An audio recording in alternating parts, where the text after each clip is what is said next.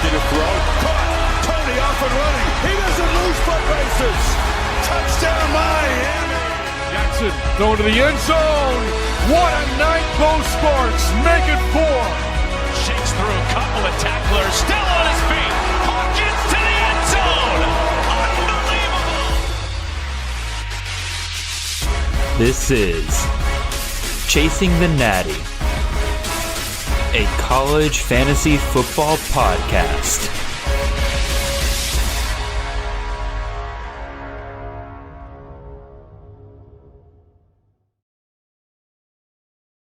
All right, good evening, ladies and gentlemen. Welcome in, everyone. This is Jared Palmgren, host of the Chasing the Natty podcast. Hope you guys are having a wonderful Sunday night. Happy Father's Day to each and every one of you fathers out there. Hope you guys got a nice, relaxing day, maybe a good break, maybe some good presents from the kids, maybe just the love and affection of your family was all you needed. But regardless of what you got, I hope it was good. We're back here another Sunday night here with a live college fantasy football draft. We got a special episode here tonight for you guys. Normally, as you guys know, we draft on Fantrax. They've been the only game in town for college fantasy for quite a while. And while we certainly still appreciate all that they do for college fantasy and everything, I definitely want to point out when there's some pretty big news, like another player entering the college fantasy game, another website, and a brand new website at that. For those of you that don't know, a new website called BlueChip Fantasy, a site really designed around college fantasy. But if I'm correct, it will offer all sorts of fantasy sports going forward. I know NFL is still already available on there as well. But again, it was founded by our guest today, Mr. Will Stone at Will Stone CFB. Will, welcome to the show, man. I haven't had you on CTN or anything like that, but we've been chit-chatting all off season, so glad to finally meet you. Glad to finally see your face. Yeah, Jared, I'm thrilled to be here. Thanks for having me on, and excited to talk a little bit about Blue Chip and do some drafting. Yeah, in case it wasn't clear already, again, like I said, normally we do the drafts on Fantrax, but today we will be doing it on Blue Chip so that you guys can see it for yourself and see that this is a fully functioning college fantasy website. This is not, quite frankly, it's very impressive with the, how fast you've put this together. The look of it is great. It looks like a legitimate fantasy website. It's not like we're looking at, some back-end code here or anything like that. Like, you've done some great work into this. So my question Thank for you. you, Will, is what started all this? What made you really want to build out this website? Yeah, so I definitely want to iterate that and make sure people know that the reason I'm doing this is a labor of love. Like, I've started Blue Chip, I'm building Blue Chip and seeing it through because I love college fantasy and I love college football. I love the different ways to play fantasy. I want college fantasy to be in the mainstream, and that's my mission, is to do that. So yeah, I'm a diehard college football guy. Graduated from A&M in 2015, and I've been playing. I think my first college fantasy league was maybe 2014. No, it was 14 because I drafted all 3 Ohio State quarterbacks, and they used all 3 of them. And so I've been playing since then. I've been the commissioner of my home league for the last 8 or 9 years. And the more we played it with our group, I'm like, man, this is so much fun. Like, now, like we're all big college football fans, and we were the trash talk was so much more fun with college fantasy, and added more to our Saturdays than I found myself growing more towards college fantasy than NFL fantasy over the past 5 years or so. And just because I love the sport, and I think fantasy brings such a cool element to that. And for me, like, I say this all the time, but it's a super fun way for me to engage with college football. I think that I love so much. And now I'm invested in who's going to be the running back at Pitt this year, and get all the carries, and who's making noise in the Mountain West or the Pac-12. Who's in the Pac-12? I had to go look that up when I was trying to divvy things out in January, because it's hard to keep track of which teams are where. But and then I think it's preferable to NFL fantasy in several ways, but it's something different every year. Like I think with NFL, you go through 3 or 4 year stretches where it's kind of the same guys at the top.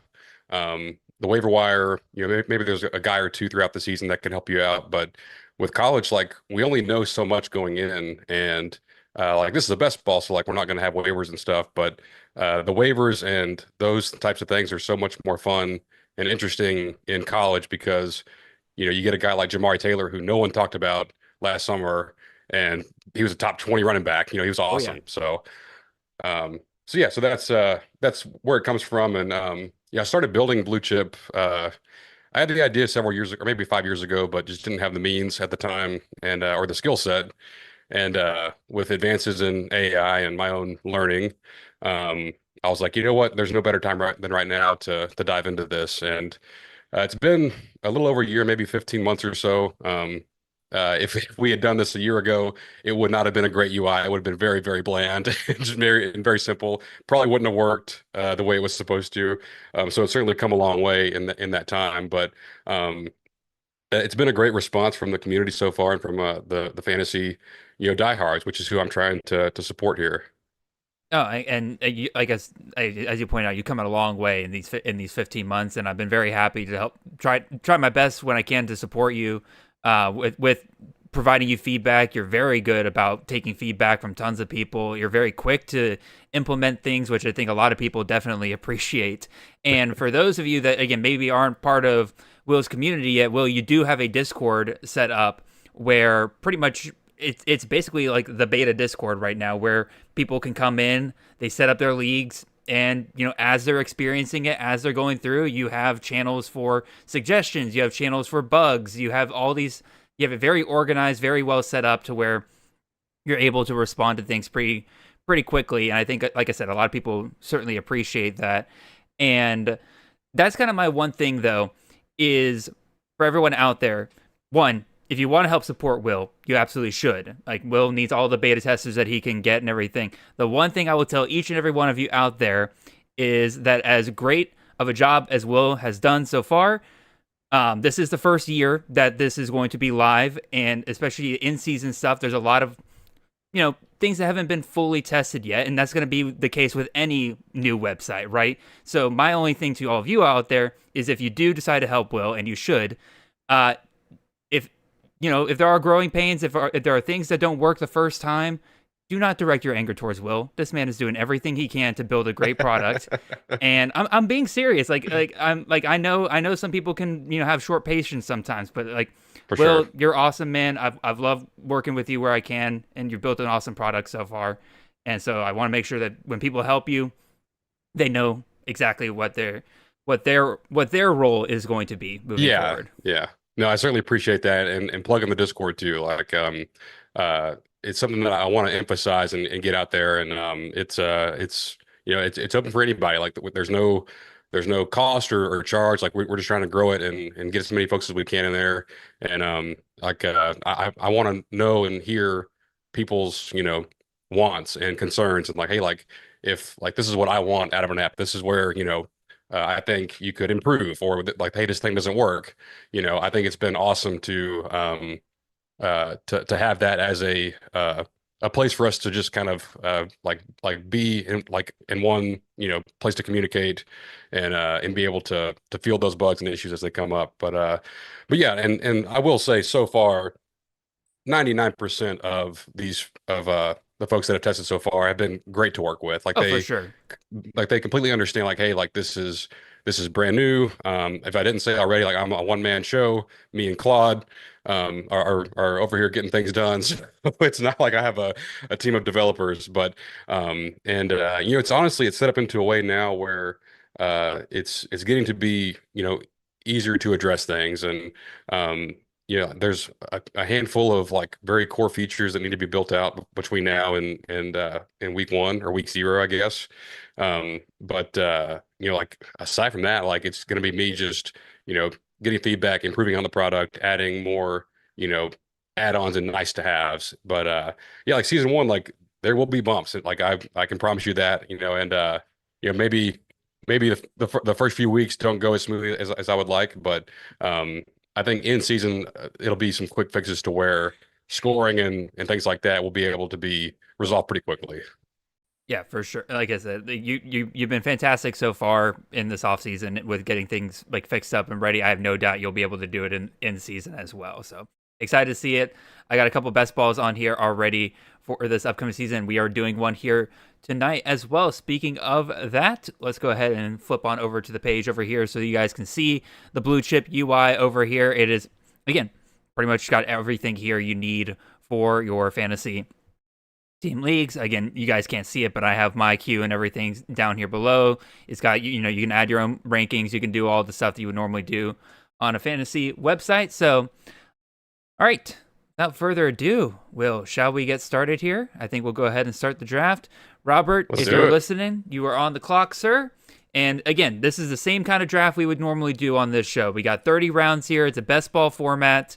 2 quarterback, 2 running back, 3 wide receiver, 1 tight end, and 2 flex. Like I said, best ball formats. And let's see. Hold on, I got a message real quick. Full point PPR here. I'm at the 105. Will, you're at the 110. So how many best balls have you done so far this year, Will? And do you like drafting towards the end? What are your thoughts on this draft? I do. If I can't be, I guess in this draft, if I can't be in the top 3, because I would have loved to have Smith or Tony.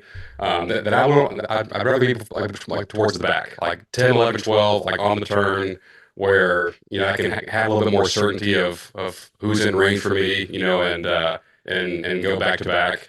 I prefer that to being like 6, 7, 8, somewhere there in the middle. This is probably my 7th or 8th best ball draft. I'm in one right now on Blue Chip with Carp and the guys. We're in like the 21st round, 22nd rounds. This will definitely finish up before that one. But yeah, I mean, it's been cool to see how things have changed since February, March to now, and how guys are making moves up and down the draft board. Yeah, and again, these first couple of rounds are pretty set in stone. I will say Andrew went off a little bit off script there with LJ Martin there at the 1-4. He must really like Martin, knowing that Martin wouldn't get back to him in the second round, so he goes ahead and reaches up for him there at the 1-4. Don't blame him. Martin's going to be one of the higher volume, higher floor guys this offseason. I went with Easton Messer. I usually like taking a running back in the first round, but when one of the big 3 wide receivers makes it to me there at the 1-5, especially in a full PPR format like this best ball is going to be, it's really, really hard for me to pass it up there. And then, Castellanos took Caleb Hawkins there. He was the other guy I was considering at the 1-6 there. Jaime Sabru. Go ahead, Will. I feel like Messer's your guy. Like, he's been your guy for a couple years now. And picking where you can't get Smith, Tony, or maybe even Lacey, I would expect nothing less than you to go with Messer there. Yeah. And like I said, Hawkins was the other one I'd consider if both Messer, like I guess at the 1-5, at least one of those guys would make it there. But also, again, I view it as a big 6. I got Antoine Raymond at my number 6 player. I would take him at 1-6. But interestingly enough, Ahmad Hardy coming off the board here at 1-7. Will, obviously a lot of speculation around Hardy. To me, I think a first round pick is kind of dangerous at this point, because I think there's a decent shot that he doesn't come back up. Like we got somebody who's not quite in the draft room. I wonder who that is. Yeah, we got Team 12 instead of whoever that was supposed to be. They are currently MIA. And it's me. It's got me on the clock now. I refreshed the ADP before we hopped on, and I removed Brendan Sorsby. He is not in the player pool anymore, so he can't be auto-picked. So I think for me, I've been pretty steady with the guy that I like in this range, and it's Florida running back Jaden Baugh.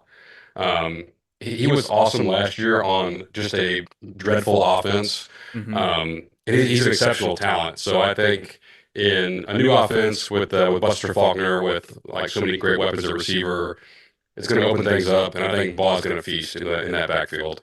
No, I certainly agree with you. He's definitely a talent play at this point. I also realize my thing's not scrolling over automatically. I need to keep track of that. Yeah, a great pick there at the end of the first round. Like, Texas was coming after him hard, And I mean hard. Yes. They were trying to throw some money at him to be their number one back, and Florida managed to keep him and pay him a lot of money in the process. And boy, oh boy, let me tell you, that's you're not going to pay that much money for your top running back and then just not use him, right? So I have, oh my gosh, yeah, what a great double tap there with McConnelly there.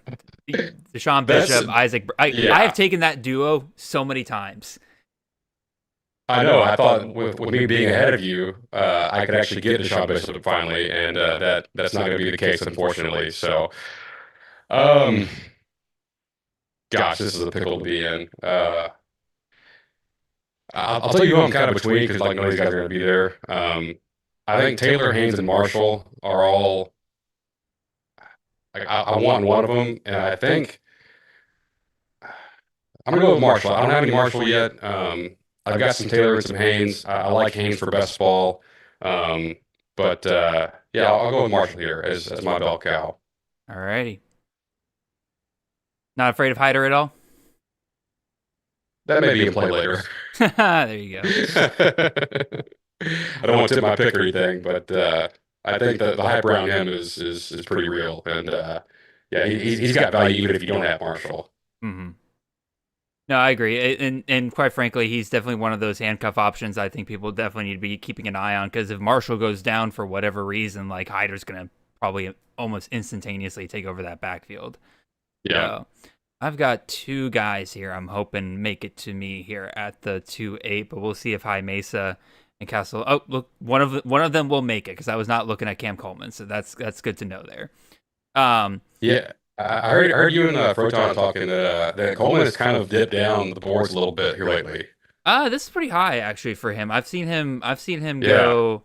I've seen him go first round. I think it's because he's a big name, right? And especially among more casual players, like they'll kind of look for, all right, who's going to be the big name on a team like Texas, and Coleman's certainly going to be one of those guys, right? But I see him typically go in like the tail end or like the anywhere from the beginning of the third round to the beginning of like the fourth round a lot of times. So him coming up here at 2-6 certainly makes a lot of sense though, because again, like we've seen Xavier Worthy in the past get 100 plus targets in a Sarkisian offense. I think will be a lot of Coleman and a lot of Wingo. I think there's a decent shot that both of those guys end up with 85, 90 plus targets. So, but look out, Castellanos. Oh, he autoed. I hope he comes back to us here soon. Let's see. All right, I'm on the clock here. Do I go with the safe pick or do I go with the potential messier pick? That's not a. Screw. I need safety at running back because I couldn't get it in the first round. Go Lucky Sutton here. Not the greatest PPR play in the world. Probably makes me rethink my pick just a little bit there, but again, safe volume, 250 plus carries last year. I just whoa, Bo Sparks was still on the board? I didn't even see that. I just assumed he was gone. That's crazy, actually. That's a screw up on my part. I probably should. What a freaking start for Debbie Warehouse to get Smith and Sparks. Dude, he's probably sitting there being like, "What the heck's happening?" I legitimately just did not even like clock that. That was crazy. Oh wait, hold up. My God. All right. I got to recalibrate here. I'm not paying attention to my rankings nearly well enough here. So, all right, we're through the first couple of rounds. Again, normally that we like to just kind of talk through our picks the first couple of rounds here. But I am going to say a couple things here real quick. One, if you are listening, you are enjoying the content so far. One, please make sure you like the stream. It helps us get in front of more eyeballs, more people who might be interested in college fantasy going forward. So make sure you do that. It's free. It helps us out a lot. Make sure you subscribe to the channel so you don't miss any of these streams into the future or future episodes of Chasing the Natty. We got a good one for you guys coming out tomorrow with Justice over with the G5 Hive and the great stuff he was able to provide us with the MAC, the Mountain West, and the Pac-12. We got a whole preview on those three conferences tomorrow, so make sure you tune in for that. And then obviously we'll have more and more stuff ramping up as we get closer to the season. Oh my God, I can't believe I am getting... Oh, where's my... There it is. I couldn't find the draft button. There you go. Brad Jackson here in the 3rd round. That was the guy I looked at when I was looking at the guy still on the board. I'm like, whoa. He's still on the board? I can't pass that up. Start. I can't pass that up. Not in the slightest. All right. So now through the first couple of rounds, let's try to knock through some of these questions here. I asked people to drop questions in the chat. So a couple of ones here. Human Ziggy says, who will be the RB1 of North Dakota State? Pretty simple answer here. I think it's going to be DJ Scott. They lost their top running back from a year ago. Scott was the number 2 back. He got plenty of carries even as the number 2 back last year. I see no reason for them not to run him again. And I think he's a really good pick in later rounds. The only thing I would say that's a knock against him, especially for like redraft leagues, is that he will be only playing 11 games. They do have a week 0 game, and that is something that you'll have to keep in mind there. But DJ Scott will be the number 1 back there. Will did get a specific question here about Ashton Bethel-Roman. What are your thoughts on him? And really, I guess the entire Texas A&M receiving room. Like, what are we expecting there? Sorry, I think I'm going to grab Mark Fletcher here. He's a guy I really like. I don't have any shares of him. I think he's my RB3. I think that's totally fine. With Bethel-Roman, I'm a huge fan of him. I think, and I may, we'll see how this shakes out later if I end up getting this guy or not. But if I had to pick a guy to be wide receiver 2 on the A&M team after Mario Craver, I think it's Isaiah Horton, the Alabama transfer. He's 6'4", he's over 200 pounds, just a prototypical possession receiver. He balled out in the spring game. Him and Marcel actually go back to their middle school, high school days, playing together and being friends. So, I think he's got a very easy path to be like the clear cut like receiver 2 for A&M. But I'm back on the clock, and man, I don't have any Tanook Hines yet that I know of, and who doesn't want the wide receiver 1 in a Lincoln Riley offense? For sure. I think maybe the other best options there are maybe some true freshmen. So, you know what? I'm going to take him. I'm trying to take players that I don't usually take.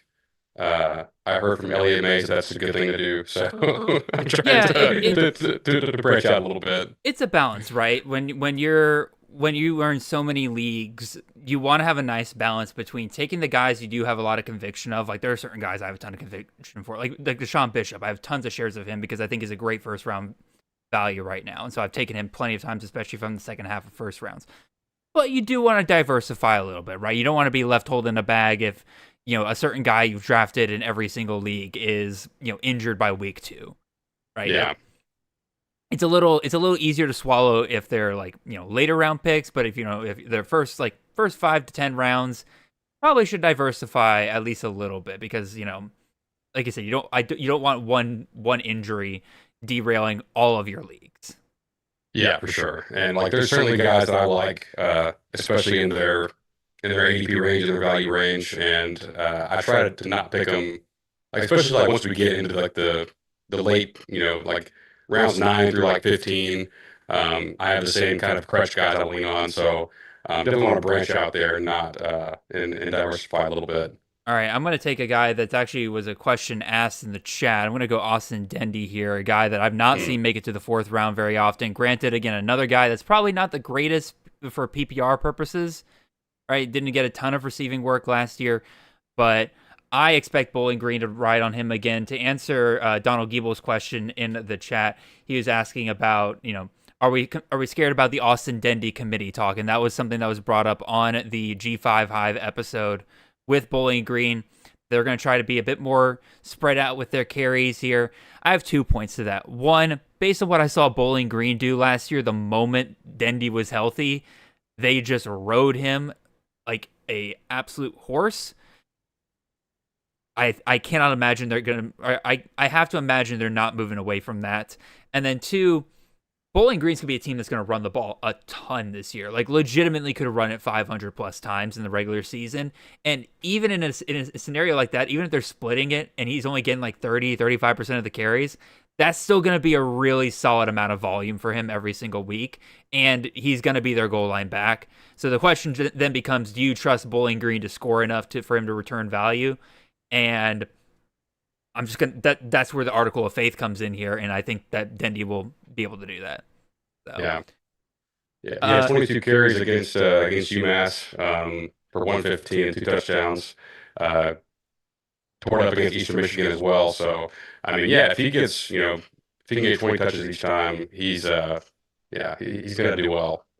All right, I am going to draft another MAC running back here. I'm going to go Jalen Buckley, a guy that I've not really gotten a ton of shares of this year. I was a little hesitant on him, but I can't deny how good he looked in the second half of the year. And then obviously absolutely torched my poor Kennesaw State Owls in the bowl game there. I think it was like 8 carries, 174 yards, and like 2 touchdowns. Just absolutely just made all of them his sons.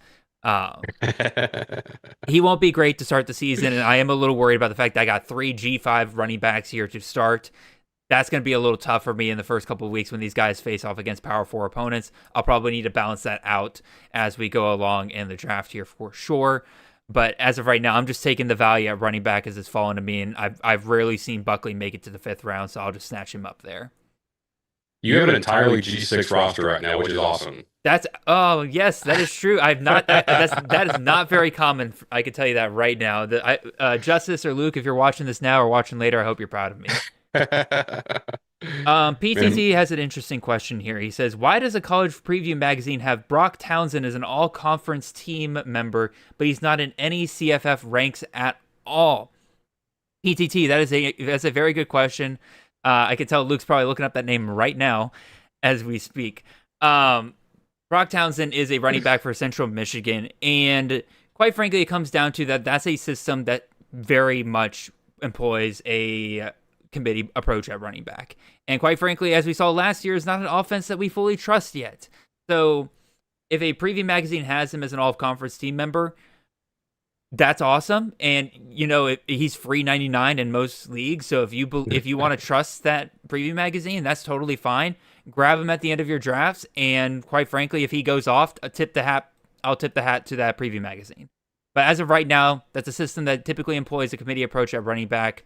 And it's not an offense that I don't really trust yet. So I'm gonna pass on that for the most part. Any thoughts on that, Will? Yeah, I mean he's ADP like 350. I think without exposing myself here, like I'm not going to claim to know a ton about Brock Townsend. But I mean, hang on, I've got a pick right here. I'm taking. We'll come back to that, but with Townsend, I mean. In the depth chart I've got him behind Vaughn Blue. Like maybe that's incorrect for me to do that. I mean to go back and bump Townsend into the RB1 spot at Central Michigan. Yeah. Again, I agree with you. I'm not going to sit here and claim and say that I've done a ton of research on Central Michigan this year, mostly because, again, it's not an offense that I really trust. It's kind of like Louisiana Tech, where could they be good this year? Could they turn the leaf? Sure. But otherwise, I don't really know if that's something I really want to fully trust there. All right, Will, you're on the clock here with the 6-3. You picked a couple of LaFay in the last round, so make your pick, and then we can discuss what you like about this. So I did want to get your take on this next guy because he's someone that I have. I've got to pick him now because he keeps going before I can get to him, and I've got to maybe go a little bit earlier than I'd like to, but I've got him listed as Jaden Scott. I think he goes by Duke Scott. At most places. So, the running back at NC State, I'm a huge fan of him. But, I know like the backfield's clear now with Hollywood. Smothers off to Texas. Is Jaden Scott, is this about right for his value? In terms of his ADP, I think it's actually a little early, but in terms of the actual value of it, I like it a lot. I think I have him, let's see. I know for a fact it's top 36 running back. I think I might have him even higher than that. Yeah, I've got him at RB 29. So this is right in the range where I would say that he's very much a solid pick. And I think you're drafting him roughly at his true value. I think he'll take right over for that Smothers that Smothers role we had last year. We saw it in the bowl game. Like the staff clearly trusts him. So Yeah, I think it's probably. I watched that game against Georgia Tech where NC State just shredded them offensively, and like great CJ Bailey game, great Duke Scott game. I think he had 3 touchdowns, and I was like, "Who the heck is this kid?" And I saw he was a freshman, and I did some research here in the past few weeks. I think he had a really great spring. I think he received like a certain jersey number that's a big deal for them. Like for like putting in the work and things like that. So sounds like arrows are pointing up for Jaden Scott, and I'm glad to finally get a share of him. All righty, I'm trying to make sure. I'm trying to go through the questions pretty quickly here, y'all. I know I'm behind. C Thuggin, I know that you got a question here. Oh, I'm on the clock. Dadgummit. There we go. I'm gonna break my G6 streak here. I'm gonna go with a high volume target here, and Anthony Evans. I think he'll get over 100 targets this year in a full PPR league. In a full PPR league, I will target slot wide receivers all day long in systems that typically target the slot. So that's really all I got on there. I loved Anthony Evans last year, and typically Jeff Lebby's slot guys produce pretty dang well. Evans didn't quite reach the ceiling we thought he would last year. I think that with Brendan Thompson gone, he's clearly the number one guy there. CT Huggin or C Thuggin. I don't know how to pronounce your name. Sorry, buddy. I like C Thuggin. C Thuggin's pretty good. He says, "Do you think Duke Watson earns more than 70% of RB snaps at UCF this season?" I would love to say yes, but I think the honest answer is I don't think we're quite there to say that. I think that there is legitimate competition. I was trying to look it up just now. They brought in somebody from the FCS level, and I was trying to do some quick research, and it did not come up for me like I wanted it to. Dadgummit. It's all good. But yeah, I'd say just a simple answer there, C Thuggin, no. I would say no. Maybe he earns it along the way, but definitely not to start the season. Robert Flores says, "Will Levitt be better at LSU than he was at Arizona State? Is that system going to boost his draft stock?" I mean, you gotta have some trust in. Oh, it's my turn. I was like, why is everything thrown off now?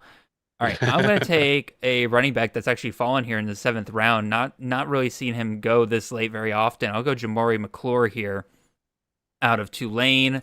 Will Hall, the head coach there now, was responsible for the likes of Frank Gore Jr. during his time at Southern Miss. He typically likes the number one back. Yes, am I a little worried about the Maurice Turner hype and McClure not really being around during the spring? Yes. But at the same time, like we saw, the staff clearly wanted to ride him down the stretch last year. And I think what is this, my 4th running back I've taken? I'm willing to take that risk and hope if he doesn't work out, then I'm hoping one of the guys I take here behind him will work out for me. Anyway, back to your question, Robert, about will Levitt be better at LSU than he was at Arizona State? I mean, he was pretty solid his first year starting at LSU or at Arizona State. I think he was a top 36 quarterback for CFF that year. Will he do it, under the guidance of Lane Kiffin? I certainly think so. And my projections certainly like him a lot. My projections have him at QB 15 right now. I probably should bump him down a little. Actually, no, I did bump him down a little bit because of the injury situation. He wasn't really around for most of spring camp. But he's LSU's guy. They'll ride him for this year, and you just got to trust that Lane Kiffin's going to put together another solid CFF producer at quarterback. He did it with Trinidad Chambliss. He did it with Matt Corral. He did it with Jackson Dart. It's just been QB after QB after QB with him, so not worried about it at all. All right, I think that schedule isn't too bad as far as SEC schedules go. Like they don't play Georgia. As far as defense goes, they don't play Oklahoma. I don't think that Alabama is going to be like a juggernaut defense. Looks like I'm back on the clock here, and I wanted a little bit different of a strategy than usual. I usually don't wait this long to get a quarterback, or I usually don't start with 5 running backs like I did here. But we're trying to branch out and expand our horizons. So I've got a certain way I want to play this, and I hope it works out. But I'm actually going to pick Jace Brown. I was slow to warm up to this just because they had so many names at LSU. But I think he stands out. I think he's a pretty safe bet to be the number one there garner a pretty nice target share. Yeah, I think he's a great talent. Like he's got great speed. He's a great deep threat. Look at Debbie Titan going back-to-back tight ends and leaving none for the rest of us. I know, for real. I just saw that just now. You know what? It's a strategy. It's a strategy. And Yeah. it's certainly making me add some tight ends to my queue right now to potentially consider here at this next pick. Definitely kind of forcing our hands here. All right. Continuing here. I'm trying to find some more questions. I'll just say this. Oh, go ahead, Will. Sorry. I was going to say, as far as Komalafe, real quick, is what's his name? The coach there is Chip Kelly. Like, is that not the oddest fit for Northwestern to have Chip Kelly as their head coach? That was certainly wild. But also, like, I don't know. It's so weird how he went from being the offensive coordinator at Ohio State to offensive coordinator in the NFL to flaming out in the NFL after 1 year, despite him having experience in the NFL already. And then he drops back down to college, and you would think that would mean another big-time program would pick him up. But like you said, it's a very odd that Northwestern was the one to kind of come in and get him. But I know. I'm kind of okay with it. Like, I think that could make Northwestern really fun this year. I think that he is probably, even if he is washed, he's still probably the best offensive coordinator Northwestern's had in quite some time. So I'm excited to see what he can do with the talents that's there. Well, I know he loves to run the football, so I feel like that bodes well for Komalafe. All right, what a great pick. Oh no, go. Hey, Castellanos, don't pick that guy. Don't pick that guy. I was just trying to move him up my queue, and I actually opened it up. Don't do this to me, man. Yeah, I'm shocked he's still here in the 8th round. He's typically gone much earlier, than, especially with the run at Q. Not quite a run at QBs, but as many QBs have come off here, I'm surprised nobody else has picked up this guy. Yeah.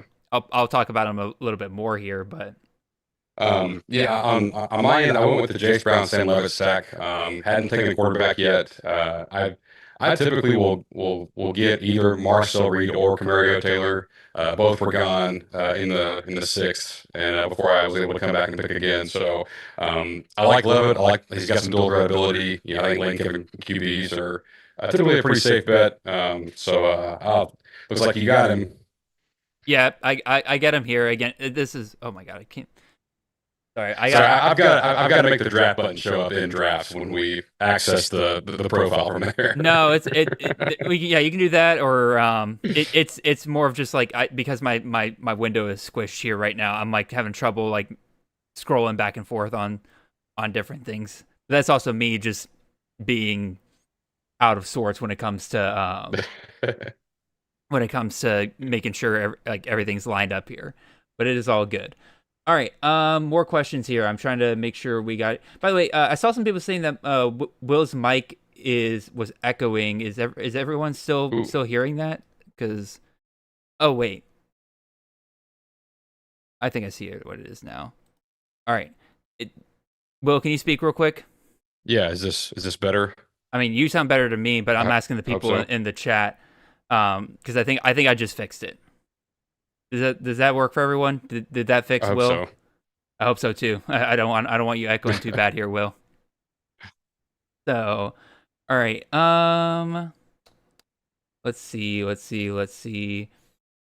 Frogfan says this year feels really heavy on wide receivers and more unknown at running back with all the breakouts from last year. I think it's the opposite. I think that there's a lot more known at running back this year than a lot of previous years, and I think that wide receiver is really the struggle spot when it comes to, because again you have the big 3 and then almost instantaneously you have big 4. I'd say I think most people are pretty okay with Bo Sparks. I have him behind the other 3 guys, but I would certainly agree that he's a very known commodity at this point. But like Amari Thomas is one of those guys taken there in that next round, and also I'm going to go ahead and take my last top end tight end here in DJ Vanami. I figured that was coming. But like, let's look at the other guys here in the second round. I mean, Wyatt Young, you're moving up from the American to the Big 12. We expect that offense to translate pretty well, but even with them bringing all these other guys in, it's like, is Wyatt Young going to be able to still do that with, quite frankly, the limited number of targets he had last year? He was just stupidly efficient last year. Isaiah Satania, We love the slot wide receiver for Ben Arbuckle's system, but it's a similar situation where they bring in other guys to help out that passing game. That could either be a really big boost for Satania because, teams aren't able to, just double up on him most games, and that passing game just in general is better. Or it can mean just straight up less targets for Satania, and that could end up hurting him quite a bit throughout the year. So I would disagree, Frog Fan 1, that, again, it's a lot more known at running back this year than at wide receiver. And even the running backs we have to project this year, and there's certainly I got three in my queue right now that I'm probably ready to just go bang, bang, bang on here. They're all projection plays, but they're all projection plays that I feel pretty decent about.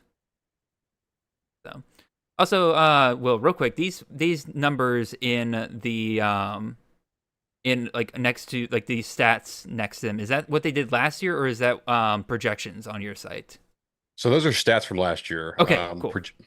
We're hoping projections will be live by August. But the thing we just added, which is pretty commonplace, is the bye weeks. Like that was super important to get in ASAP. So you have, like when you go to your team, you can see like, hey, like I'm missing, a receiver for week 7. Like I've got all my guys on buys and things like that. But I'm on the clock, and man, I'm gonna go with the guy that I picked in a different league. I know we're trying to diversify here, but I think this is a really great value for him. I know you guys touched on him a little bit with Froton, but I'm picking Reed Harris. I like I think you're right about him and Miller splitting, between 80 and 90 targets apiece. Like that seems pretty reasonable.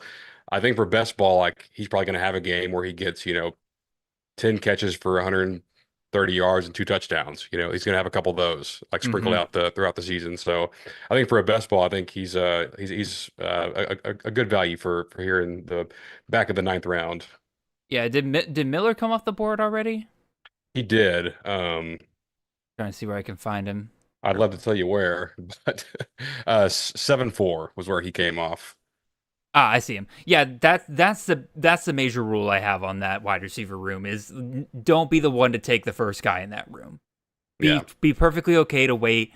And if you miss out on both of them, it sucks, right? Because I was just in a best ball draft earlier today where Miller comes off the board. I took Reed Harris the pick afterwards, right? And so if you're waiting on that, then you miss out on that front. But they usually go far enough apart that if one comes off the board, you can grab the next one in the next round.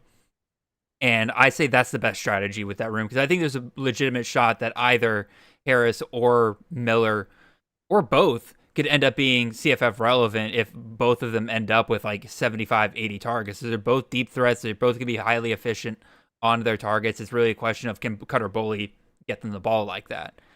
So, right. You took CJ Bailey here at 10-3. It's a little higher than I normally see him go. Are you a big fan of Bailey this year? What do you expect in there? I am, and he's also a guy that I probably own too much of, but with the way this draft has worked out, a lot of my other guys at receiver, running back are a little bit further down, and with me getting wiped out a little bit at quarterback to start, I was like, you know what, I'm gonna pick a guy that I really like. I think so. I don't know for sure. I know the game in Brazil week 0 got canceled. Yes, I think they're trying to move it to a different week. And maybe that'll take away his 2-bye situation. But either way, I think he's a great talent. He's got a really good, for our purposes, a really good schedule. And I think him and Scott like on the same team. I think it's fine for best ball redraft or something else. I may not go that direction, but I'm a big fan, and I think he's a great thrower of the football. He's got some mobility as well. So yeah, I think I was kind of grasping at straws there when it came back to me. No, I get it, but sometimes it's good to just draft the guys you believe in. But speaking of some quarterback value here, Nick Minicucci coming off the board here, Caden Veltkamp. We are doing a 4-point PP or 4-point passing touchdown league, so guys like that are more passing volume heavy aren't quite as valuable as they would be in a different type of format here. But again, those are great values for both of those guys there. I took one of my favorite projection plays this year, CJ Miller, absolutely phenomenal for Mercer and this same coaching staff last year. He's going to Toledo. Oh, what a great pick there by Andrew Clark. Oh gosh, with I was Carlos Hernandez. I was adding him to my queue as that happened. I got 3 running backs that I'm feeling pretty good about here, so I'm gonna go ahead and take another wide receiver. It's been a minute since I've had another wide receiver. I'm gonna go Nick Arbor out of South Carolina. We've seen what Kendall Briles can do with his top end wide receivers, and Harbor should be the clear wide receiver 1. His final year at South Carolina, I think that they'll do some good things with him on the outside this year with a much better offensive coordinator than what they had last year. Yeah, and what a great play for best ball. Like, he's going to get a handful of like 70-yard touchdowns this year because that's just who he is. Oh, for sure. All right, we're about a third of the way through the draft. I did see a question in the chat about how many rounds we're going tonight. We are going 30 rounds. Again, we're doing a full best ball draft here tonight. And this is also a good opportunity for me to remind you guys that, again, appreciate you guys being here. We got a really good crowd here tonight. Lots of great questions in the chat. Keep them coming. Again, Will and I can talk about our picks all night long. We can talk about the things that we find interesting we see in the draft here, but you guys drive this show more than anything. This is y'all's chance to talk to us and interact with us. I'm now caught up for the most part with the chats, so I should be able to answer questions a bit more live from here on out. And Donald, I see your question about Adam Muhammad. We'll answer that here in a second. But for the rest of you, if you have not already, make sure you like the stream. Make sure you share it with your buddies. Invite them in. We love talking college football. Again, Will and I are both big college football fans at the end of the day, so people just want to talk. What do we expect for teams this year? What are we expecting? If people want to ask, like, who do we think is going to win the national championship this year? Obviously, Georgia Bulldogs. Like that. Like we'll talk about that kind of stuff. Again, this is really a hangout spot more than anything else. So again, share it with your buddies, bring them in, introduce them to the college fantasy game, introduce them to a great product like what Will's got here with Blue Chip here. So, all right, we're back at it. Will, you're on the clock here at 11:10. We'll talk about your pick, and then we'll talk about Adam Muhammad. Yeah, maybe relevant to Adam Muhammad with the direction I'm about to go. Yeah, I'm gonna pick him. All right. So I'll tell you, I'm a little worried about just the number of options that this Cal offense has. And it's great if you have JKS. It's great if you have, I think Muhammad is clearly the top back. JKS not really a scrambler and won't, vulture any touchdowns from Muhammad. He had 5 last year, so they'll run around the goal line. Okay. He's a pretty big guy, so I can see that.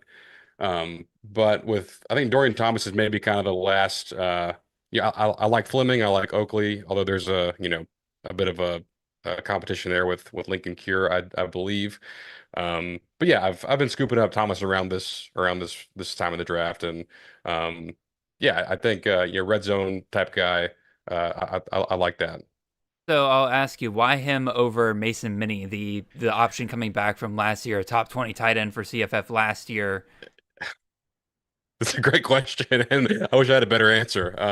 I think Thomas maybe a little more talented, and when I start seeing guys like when I start seeing NFL draft guys like get a hold of some of this film, like of guys moving up, like Dorian Thomas is he's a different type of mover at tight end, and not to just take other analysis as gospel, but maybe he doesn't take that spot. Maybe it is Mason Minnie over Thomas, and that's a risky take there. But I think going out and bringing him in, that says a lot about what they have planned for him. Gotcha. All right, well, you're making your pick here. I'm going to talk a little bit more about Adam Muhammad because Donald specifically asked, is the passing volume going to increase a lot compared to last year because of the new weapons? I mean, they already threw almost 500 times last year. I don't think Cal's offense is going to throw much more than they did last year already. It's going to be again, we also don't know really what that new offensive coordinator is really bringing to town here because there's no history with him at the college football level of calling plays. So that offense, in terms of style, is going to be a bit of a complete mystery there. But if you're asking, are we expecting Muhammad to get the receiving volume that Raphael got last year? I don't think that'll happen. I think there's a reason why they brought in so many passing weapons between Thomas, between Hendricks, between Ian Strong. They were wanting to spread the ball out a little bit more. That offense, outside of De Jesus last year, they didn't have guys that they really, really felt like that they could rely on. Oh, that's an unfortunate pick there with Pittman because That is somebody who is no longer in college. So Oh no. it's all good. I'm gonna throw him. I'll throw him silver here. Can I not as commissioner draft him for? Oh yeah, you should be able to click it, and then it should say manually set player. Where does that say? Oh, sorry, it'll say it on the pick. Oh, on the pick. Yeah. Oh, I see. I gotcha. See, guys, I'm learning just like you guys. It would help if I could learn how to spell silver. There we go. We'll just keep that moving there. All right. I'm on the clock. I thought about King Miller, who just went at the pick before you. Are you somebody who's worried about Wayman Jordan and that injury history, or that injury here in the spring? A little bit, and I love Wayman Jordan. Like, I think he's an exceptional talent. As Andrew Clark takes my handcuff for Jordan Marshall. No, I think Unfortunate. Yeah, I think it worries me that, like, was it re-aggravated again in the spring? Yeah. And he wasn't able to go. So, like, that's worrisome. And because I think he is like a really great player if he's able to get on the field. But also King Miller was really good when he came in last year. Mm-hmm. All right, wow. Picks flying off the board. Good pick there with Jamal Roberts, kind of the anti-Ahmad Hardy pick there. If Hardy doesn't go for a good chunk of the season, then you're really going to like that Roberts pick there in the 12th round. We got a question here from Jameen saying, how many North Dakota State players are both of you drafting this year? One of the ones we're drafting is the guy we talked about earlier in DJ Scott. He just came off the board there. And quite frankly, I'm willing to draft Nathan Hayes. I've got plenty of shares of him already in best ball leagues because I think they'll run the heck out of him as well. And then wide receiver Jackson Williams is a guy that I do have in my queue here, ready to go at some point. Again, I'm not telling you guys when I'm going to draft him. I'm going to draft a receiver here, though. I think I'll take Anthony Eager here. Once again, full PPR league. I'm going to take a slot wide receiver in a system that typically targets the slot. Do I trust the talent? Not as much as I have previous South Alabama wide receivers, but, he could have been playing, or he was playing injured last year, so I'm hoping that doesn't come back to bite him this year. They give him a full offseason to recover, and he'll be the main guy this year. Another question here from a Meth Lab saying, is this a free mock or a $5 mock? This is a $5 mock. And again, the reason why I do that is because it just adds a little bit more incentive for people to draft a little bit more, not as off the wall, shall we say, right? Like it gives people a reason to want to win, and it's a winner take all. So if you win, you get $60 out of it. So that's a pretty solid return on investment if you're able to win it. Love the pick there, Will, with Roderick Robinson. I'm former Georgia Bulldog there. I'm excited to see what he can do moving down a level to UAB. Yeah, I couldn't go through a whole draft on chasing the Natty without taking one G6 player. So I had CJ Miller queued up. He got taken. Big fan of his as well. But yeah, I think Robinson. I think A&M recruited him when he was coming out, and I think him and Nate Frazier, who both signed with Georgia, and yeah, like huge fan of his talent. If he can get things right and get things going, obviously a lot of buzz about him in the spring, and yeah, it felt like the right time to pick him. Oh, very, very nice. I'm kicking myself. I as much as I love Eager, I was I probably should have taken Caden Creel there. I love Caden Creel as a pick. I think he's, there's really good value in getting a guy that's pretty much almost locked in for 1,000 rushing yards this year at quarterback. He was able to do it last year. They got no definitive answers in that backfield as of current. And so that to me, that just means that he is going to, they're going to run the hell out of Creel. So great pick there. What you got, Will, here at 14-3? Man, I've got a lot of backs that I like here, and I may as well just pick them instead of trying to reach for a receiver. I'm gonna go with LJ Phillips Jr. from Iowa. It's a bit of a crowded room. I don't know for certain that he will be the one that gets the lion's share of the carries. But I think I like his talent the most. And I believe his coaches referred to him this spring as a bowling ball of butcher knives. And that's very Iowa. So yeah, I'm down with that here in the 14th. I think that he's definitely got the upside amongst all of the picks there. I think, again, Moulton seems like he's the number one guy.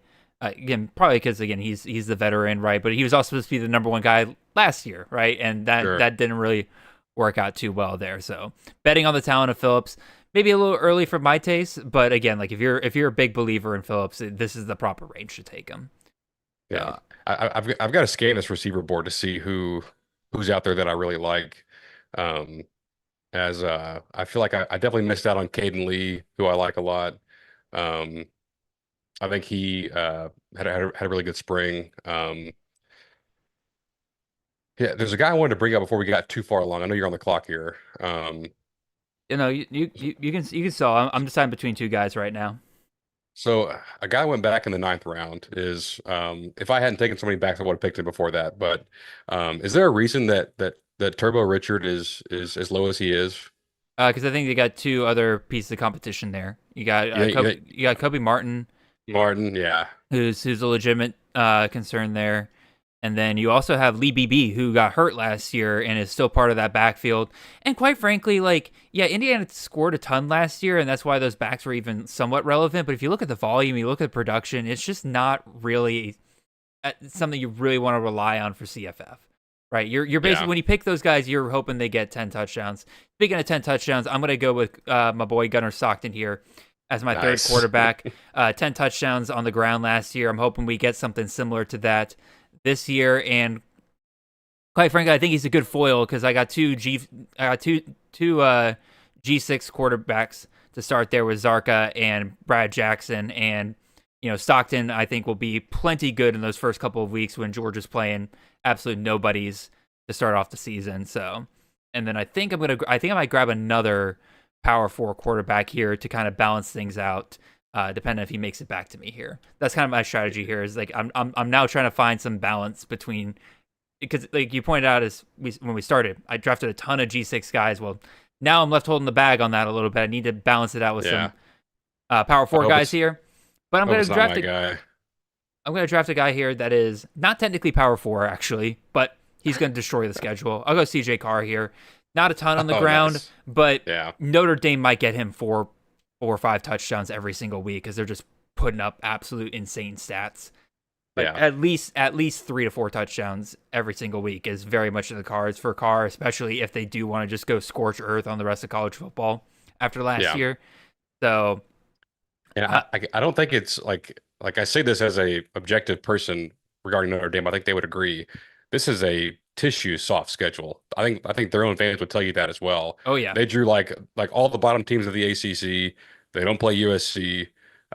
It's like the tough game is Miami, obviously, but after that, like I couldn't even tell you like maybe Wisconsin is the second toughest. I mean, it's pretty smooth sailing for the Irish. And yeah, I think you're right. I think Carr. I think he's a really good player, and B, I think he lights it up for them this year.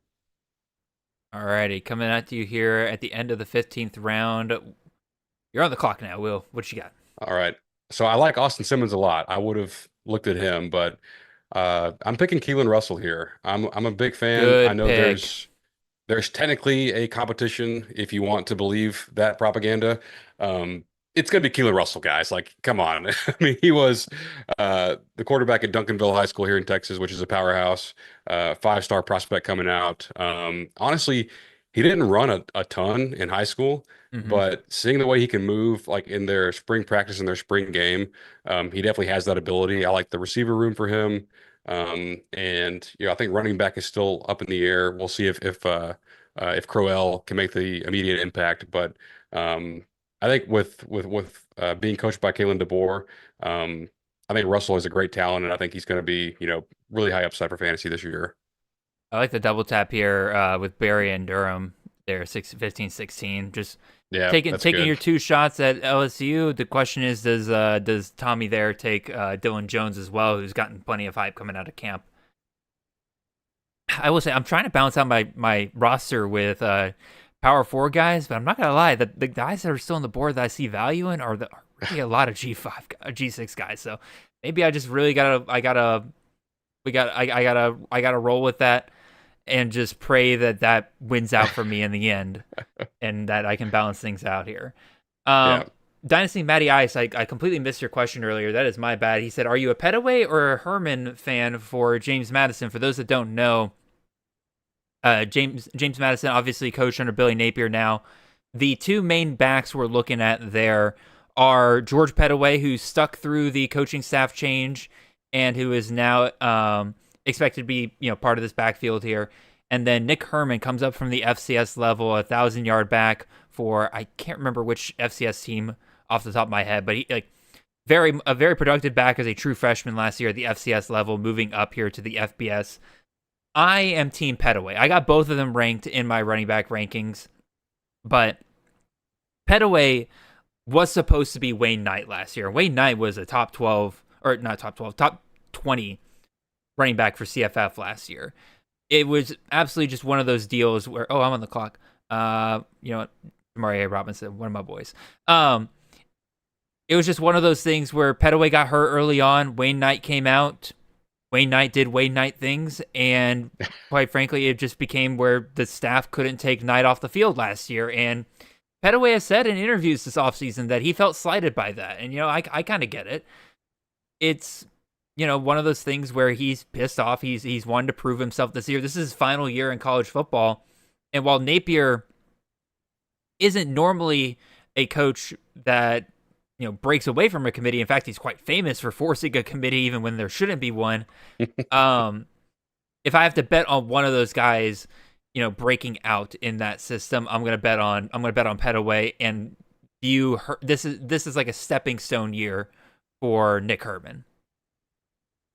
So, alrighty. Any more questions here? Trying to make sure I keep it up. Donald Giebel says, are we too low on South Florida as a whole? Michael Van Buren always available late. Don't know which wide receivers or RBs produced, but seems like they have a ton of them. Someone will work out. Yes, someone will work out. Maybe. I don't know. I was excited about Brian Hartline there at first because, again, he's one of the best, receiver coaches in the country, especially when it comes to recruiting.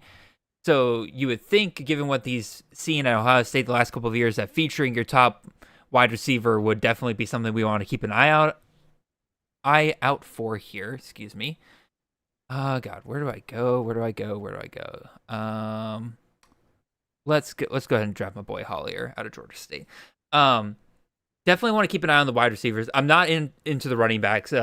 They've been pretty clear that they have a lot of options, and they are very clearly going to go committee there. If somebody breaks out, great, but they're going to try to make a committee there. And there's no clear, obvious guy that they're bringing in that screams like, okay, they say they're going to do committee, but this guy's clearly the best guy. Look at that roster and tell me which of those running backs you would seriously consider to be a clear workhorse back going forward. They'll have to prove it on the field this year. Michael Van Buren, I'm interested in. I think, again, it's such a deep year at quarterback. That's part of the reason why he gets pushed down there. But, I like him a lot too. But the deal is, he doesn't run as much as you would think he would. And unfortunately, a guy that you're probably looking at getting about 2,500 passing yards this year and, maybe if you're lucky, 200 yards on the ground, probably not going to do it too well for you in CFF. It could be a decent floor play, but, with him, because it's not just Brian Hartline that's there, right, running the offense. He brings in Tim Beck, who is pretty terrible at Coastal Carolina the last couple of years in that offense they tried to run over there. So yeah, I'm a little concerned that South Florida is honestly something we were probably overrating a little bit to start the offseason. Like the pick there with Chris Barnes. Will, why don't you talk about him? Yeah, it's not too early, right? I mean, he's projected to be the wide receiver 2 for this high-flying offense at Oklahoma State. I think he looked really good in the spring game. I think he had like an 80-yard, 90-yard touchdown from Estemaker. Had moments where he kind of exploded last year at Wake Forest. Yeah, I think. I mean, is there any shot he's like the wide receiver 1? I know Wyatt Young is like he's amazing and has the continuity, but I think Chris Barnes may be a pretty close second there. I think based on what we saw in the spring, they're going to want to use Barnes for sure. Again, he's definitely one of the guys they're most excited about. I think the 3 wide receivers need to be drafting in that room are, of course, Wyatt Young, Barnes you just talked about, and then I do think Justin Boak needs to enter that conversation, right? Some people are saying Barnes is more talented. I'm like, yes, but Boak offers a very different he offers a very, very different skill set compared to the rest of that room. He's huge. He's 6'5", over 200 pounds. He is going to be a huge target on the outside there, big touchdown threat for them. So I think that he's a guy that he could lead the team in touchdowns just because of, him being such a big target there. He could be third in it's my turn. Good Lord. I keep forgetting he's there, and he's been good before at Illinois, and I think like you said, it's kind of how I feel about Isaiah Horton at A&M. Like, Bowick has such a unique skill set that does not really exist on the rest of the roster, and that could definitely bode well especially for best ball, where you have a couple games here where you get 2 touchdowns and a bunch of red zone work. All right, I just took Kirby Voorhees. Again, I don't want to keep taking G6 guys, but it's that's where the value is, in my opinion. There's a lot of really good guys on the board here, and the Kirby connection here, man. Kirby Voorhees, top running back for Wazoo last year, comes back with the new staff here. Kirby Moore now the head coach. Kirby Moore has been so good with RB1s over the last couple of years, between the likes of Ahmad Hardy, Cody Schrader, and then Jordan Mims before that at Fresno State. It's been pretty consistent. So I'm trusting that Voorhees gets the top billing here. Again, he got top billing last year over a lot of the guys that were in this room again this year, and even entered the portal at one point and was convinced by this staff to come back. I feel like they don't do that unless they're telling him, hey, we want you to be back. We think you're going to be a top guy for us next year. Yeah, no, it says a lot if they worked hard to keep him. I like the coach Kirby as well. I think he's definitely a rising star. All right, I'm going to take another running back here. Another G6 guy here, but it's just the theme of the night for me, man. I'm going to go Duncan Brune, running back out of Ohio. Another guy that went into the portal at one point, was convinced by the staff to come back. Yes, they bring in Victor Rosa, and I do think there's probably going to be a bit more of a split there at running back than we've seen the last couple of years, with the likes of Anthony Tyus and Sia Bangura and guys like that. But those guys were just getting absurd volume. I think Brune is still in line to get, 185, 190 touches pretty easily, maybe even 200 touches if you include the receiving work. So I'll take him here. I think that's my... how many running backs have I taken so far? I've taken 8 running... Oh, God, I got 8 running backs already. I got to be careful not to overload too much there. But it kind of feels weird because, we're 18th round right now. I got 4 quarterbacks, 8 running backs, 5 wide receivers. So I probably need to take a little bit of wide receivers here and 2 tight ends. So I feel like I got a pretty full roster for the most part already. Like I said, maybe I target some wide receivers a bit more here in the next couple of rounds.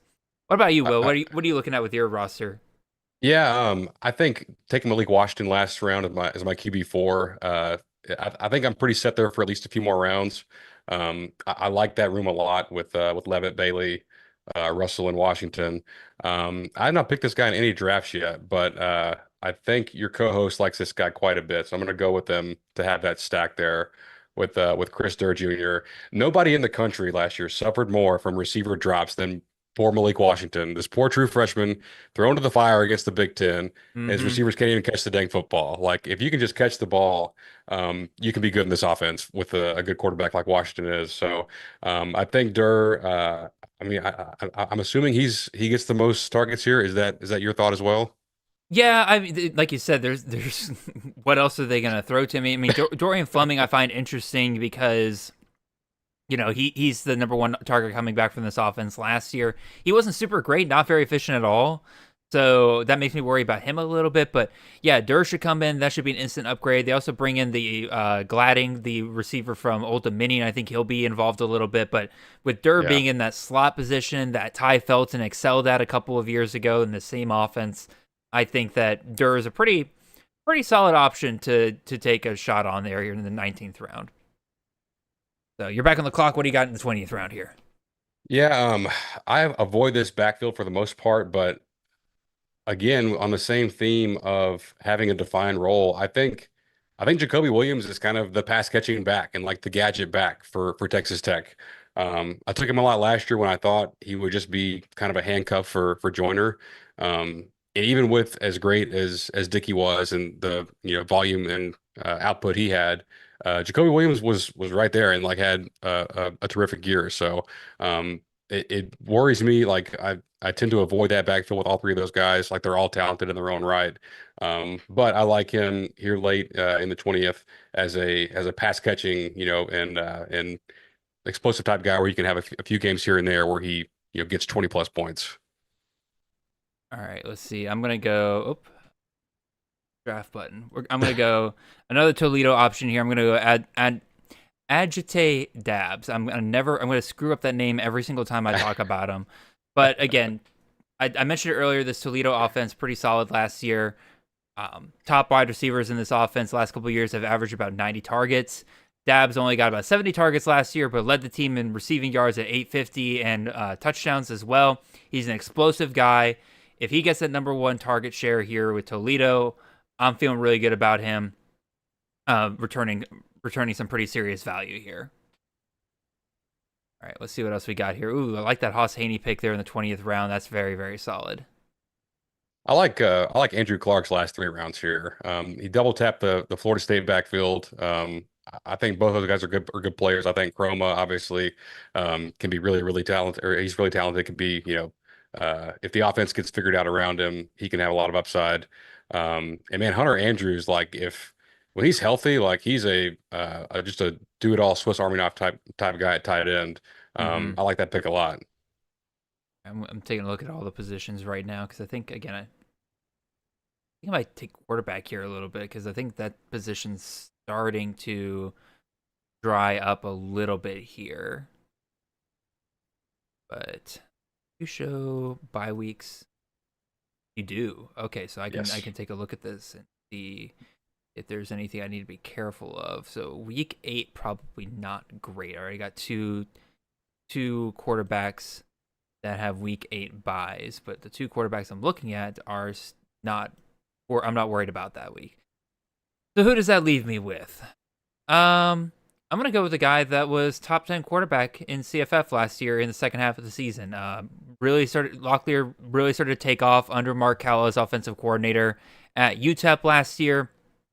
Just really solid production in the second half. A lot more rushing production than you would have really expected there. And he follows this coaching staff over to Missouri. Or he follows Mark Calla over to Missouri State. And technically, there's a competition at quarterback between him and Henry Bellin, but Locklear knows this staff. He knows this system. He should win this job. And they're staying in the CUSA, the conference that he excelled in last year. I feel pretty good about him continuing that streak. I like that. I like that a lot. Is he he's got some rushing ability. Yeah, he's got yeah, for sure. I see like he's got multiple 2 touchdown games on the ground last year. So that's definitely something that you love to see. So he took over for Malachi Nelson last year at UTEP. Yes. Well, it was they yeah. Oh, poor Malachi Nelson. All right, Sal, to answer your question, yes, I will be posting this draft board after the draft. Just ignore Team 12 and whoever that was supposed to be. I'm not sure really what happened there. Oh man, yeah. I'm just not realizing they're messing up the quarterback deal here by just taking quarterback each time. Shoot. It's all good. These things happen. Yeah. But all right, well, you're on the clock here at 21:10. What do you got? I'm back up. I've got 2 guys. I'm gonna see if I can end up with both of them. They're not like the highest on the ADP board, but they're guys that I like. I'll take him first. Is it Keyshawn Brown? I think it's Keyshawn. Or Keyshawn Brown. Okay. Big fan of his. Obviously Barkate got the most run last year at Duke. In the bowl game, this guy lit it up. Went and jumped in the bowl of cereal after scoring a touchdown. I love the vibes. I think as much hate as James Franklin got as a big game coach, I think at a place like Virginia Tech, with I think Ruckemeyer is a perfectly fine quarterback. A little bit easier schedule for Franklin than the Big Ten. So yeah, I think Brown is kind of that guy that should command most of the targets there. And yeah, I like what he can do. My only issue is I'm not a big fan of James Franklin wide receivers really outside Jahan Dotson, right? That's totally fair. It's just one of those teams where you've just learned, or one of those coaching staffs that you just kind of learn to avoid it for the most part, unless you have a potential first round wide receiver. And Brown's a lot of things. I don't know if he's really that. Yeah, probably not quite. And I'll be honest, I don't know a ton about the guy I'm about to pick at this pick. But when I see him, the guy looks like an NFL running back, and I've been trying to pick him up in later rounds and haven't been able to. I may need your help on the pronunciation here to get this right. This Purdue running back, Fame Ijiboy. Ijiboy. Okay, that's what I thought it was. I wanted to make sure, but and dadgum you. That makes me feel better about it. That's one of my guys I've really liked this year. Yeah, they brought in Jarrett Gibson, who was, I think, supposed to be a bigger deal at Texas and never quite was. So I think Fame is a good bet to be the leader in that backfield. And I know it's the bottom of the Big Ten, but I've got Komalafe, who's a great back. I think Fame could do similar things. So we're mixing it up this draft. No, I like the pick quite a bit there. He's a running back I typically target a lot near the end of drafts. I think they'll get him a pretty solid amount of carries. Because even, oh my God, I can't remember the running back there last year. I'll make my pick here real quick. I need more wide receivers, so I'm going to go Jackson Williams here. The question earlier asked, like, which other North Dakota State players are we drafting? I'm going after Jackson Williams. Their top wide receiver doesn't get a ton of targets, but they're usually highly efficient. Because again, this is a team that likes to run the ball a lot. It's almost triple option-esque in that sense, where they throw the ball typically so little that when they do throw the ball, it's usually to a pretty open wide receiver because teams are so used to defending the run against them. So Williams should be that next guy up there at North Dakota State. And if he doesn't work out, this is my 7th wide receiver. I'm hoping some of these other guys I draft here soon will make up for him. So, there we go. I keep wanting to move him up my queue, and then I just click on it and spoil my picks. Speaking of spoiling things, you guys in the chat and everybody watching are spoiling me by being here, and you guys make these live shows a ton of fun and continue to ask questions. Again, we got about a third of the draft here left to go. We got plenty of time, so if you got things you guys want us to talk about, let us know. If you see a pick that you find super interesting, please drop it in the chat. We'll talk about it a little bit more. And I'm going to go ahead and take my 9th running back here. I'm going to take Antonio Martin out of Middle Tennessee State, another G6 player. I can't stop, man. I'm addicted now. Last time, Martin and Scelfo, who's the offensive coordinator at Middle Tennessee State this year, last time these guys worked together, Martin had a 1,300-yard season with Southeast Louisiana. So fingers crossed that they put that magic together again this year. All right, I like that Alberto Mendoza pick there. Yeah, with Castellanos. He was going to be my pick here when I'm coming up here. That hurts. I think he's even got maybe more rushing upside than his brother had. Oh yeah, no, like when he came in last year, like behind his brother, he ran quite a bit. Yeah. Which he got to do a lot in playoffs last year. Like, the only thing that makes me worry a little bit is that Indiana had the opportunity to continue this line, right? Yeah, that's weird, right? But instead they bring in Hoover, and so that tells me that they weren't super big believers in little Mendoza here. But at the same time, it feels like that you kind of reading a bit too much into that. If Georgia Tech was willing to take him on, I think that there's something there. And it sounds like it's pretty clearly going to be Mendoza's job there at Georgia Tech based on the spring reports we got.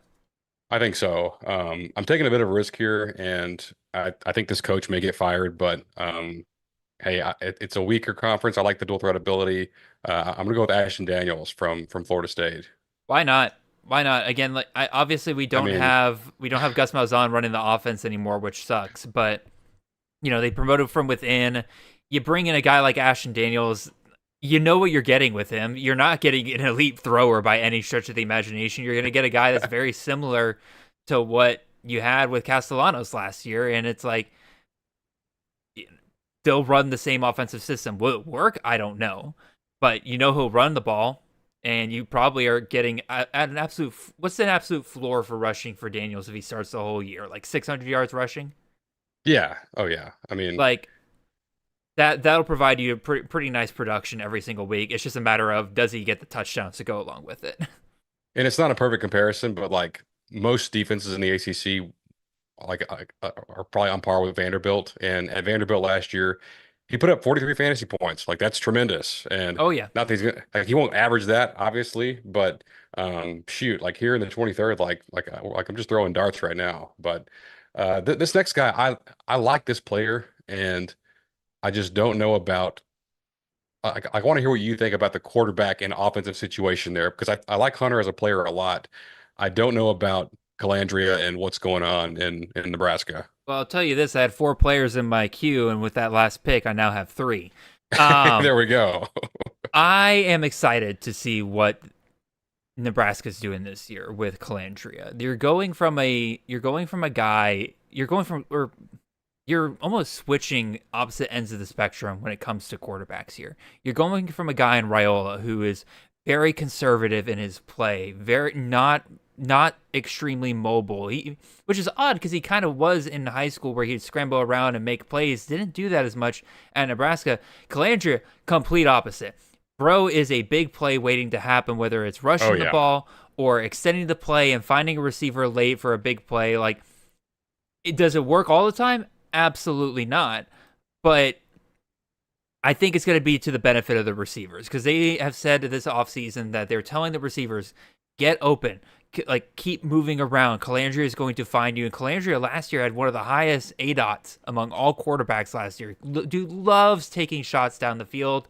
Versus, like I said, Raiola, a lot more conservative comparatively. So I think we'll see more production out of the receivers. Is Hunter the guy? I don't know.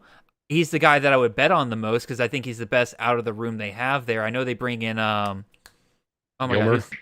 Gilmer. Yeah, Quasi Gilmer. He's probably the other guy I would be interested in. I'm not super in on Ja'Cory Barney. I don't think he's a terrific receiver. I would much rather take a shot on Hunter or Gilmer there.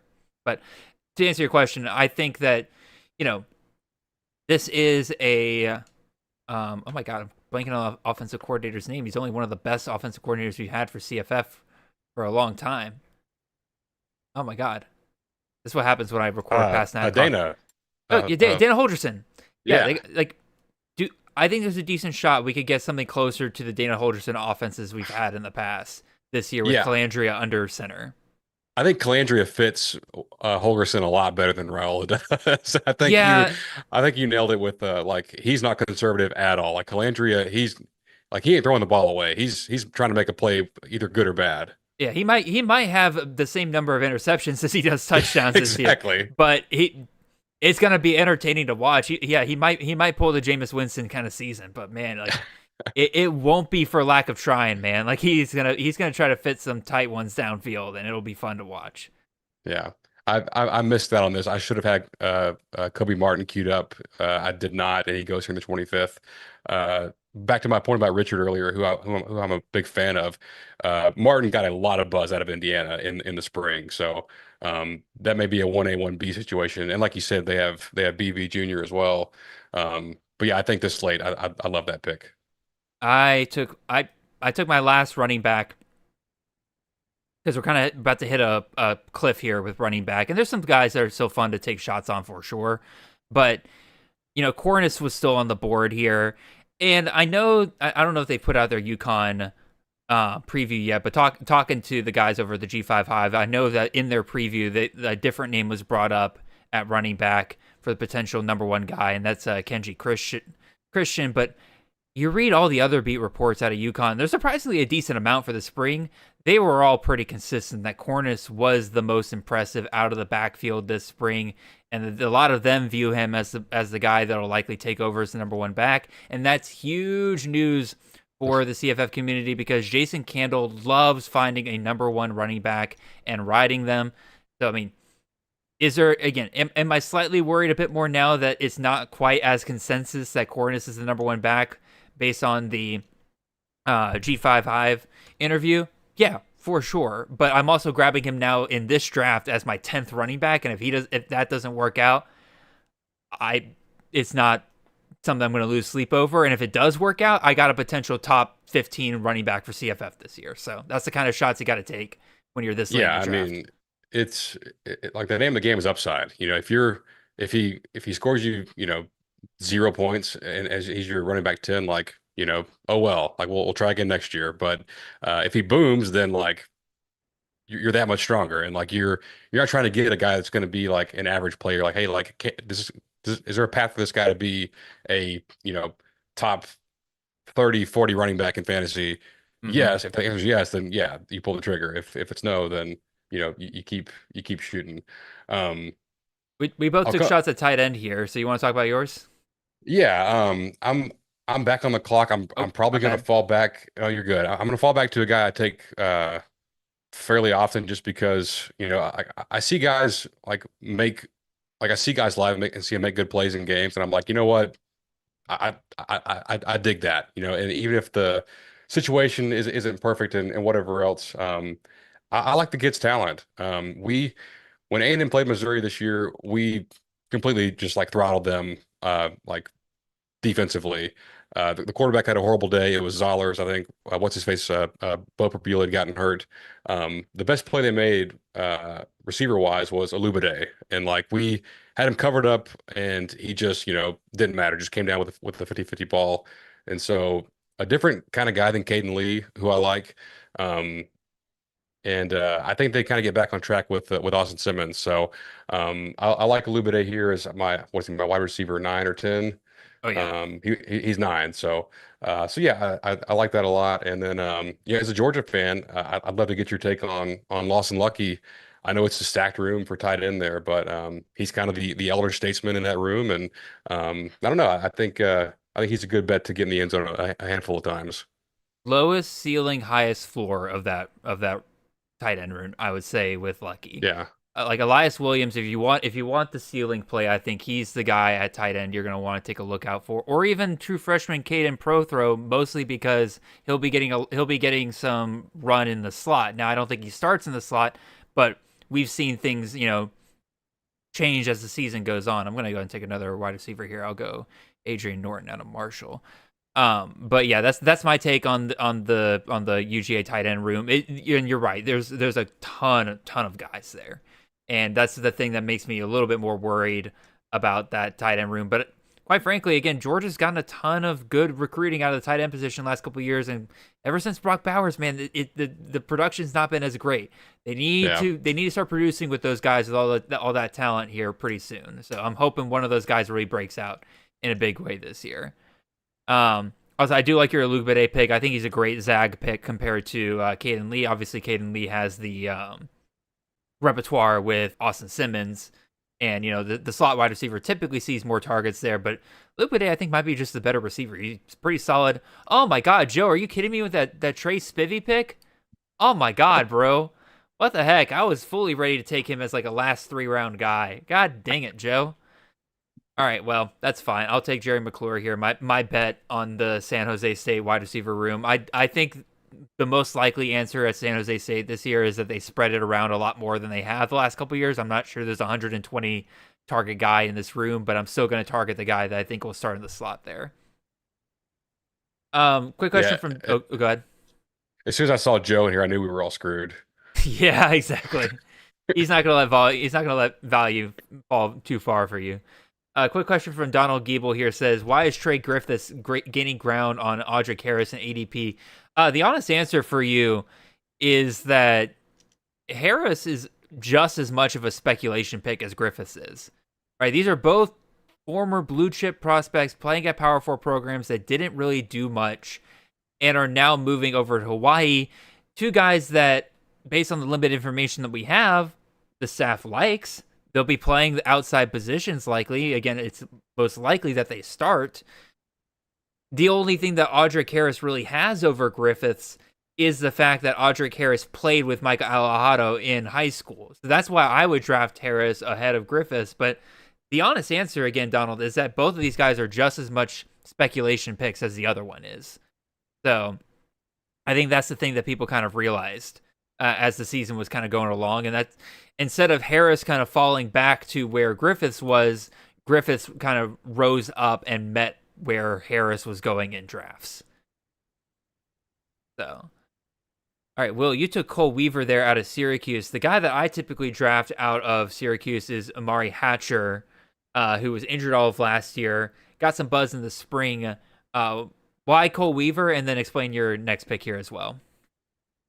Yeah, I will piggyback off others sometimes, and I was in a best ball draft with Elliot, and he took Cole Weaver, and I was like, that's a name I need to go write down and do some research. And I like that offense a lot, and he's kind of that bigger guy, like 6'3", 220, and if they can get a healthy Angeli, I think they can have a really, really strong, offense for fantasy purposes. And in fact, I may go that route here to round out my quarterback room. Why not? Why not? It's Steve Angeli season. Let's go. Yeah. I hope his leg is okay. I hope his leg is okay. No, I mean, Angeli's a great, in my opinion, floor quarterback. I mean, he's not going to have the rushing upside, and yes, he's coming off an injury, but that matters a whole lot more for rushing guys. Like, usually the passing stats of guys coming off injury aren't as impacted unless it was specifically something in their arm or shoulder. Angeli's was very much in the leg, so I feel like he'll be fine on that department. I'm going to take my last quarterback here. I just saw Matt Vesa come off the board here at the 27th round. My PSA to everyone is, as much as I liked Vesa at the start of the offseason, I was wrong, just straight up. He looked, and I assume Vesa will fit this offense well in the future, but as of right now, senior quarterback Nick Paulos, who was the backup quarterback last year for the Bobcats, seems to be in the driver's seat for that starting job with Ohio, and we've seen that system be so good for fantasy at the quarterback position. They love running their quarterback. Paulos is a running quarterback as well. That's a big fella. I have no doubt that he will be a big part of this Bobcats offense this year, and I'm happy to take him here as my 12th or my 6th quarterback, because he's a very similar to other guys. He's got 1,000-yard rushing potential if they run him enough, and especially if neither Brune or Victor Rosa really work out. Oh, I like, again, that double tap there from Greg Brandt here, Debbie Warehouse. Rasheed Williams at Washington, a good zag compared to Desmond Roebuck. And then Ray Joseph, a guy has gotten some buzz, and we saw just the last couple of years with Jordan Davis as offensive coordinator at North Texas. They love that slot position. And Ray Joseph, a blue chip prospect coming down from Miami to East Carolina here, could be very interesting there. They got Brock Spalding, who will also be in the slot there, but I like taking the shot on Ray Joseph this late.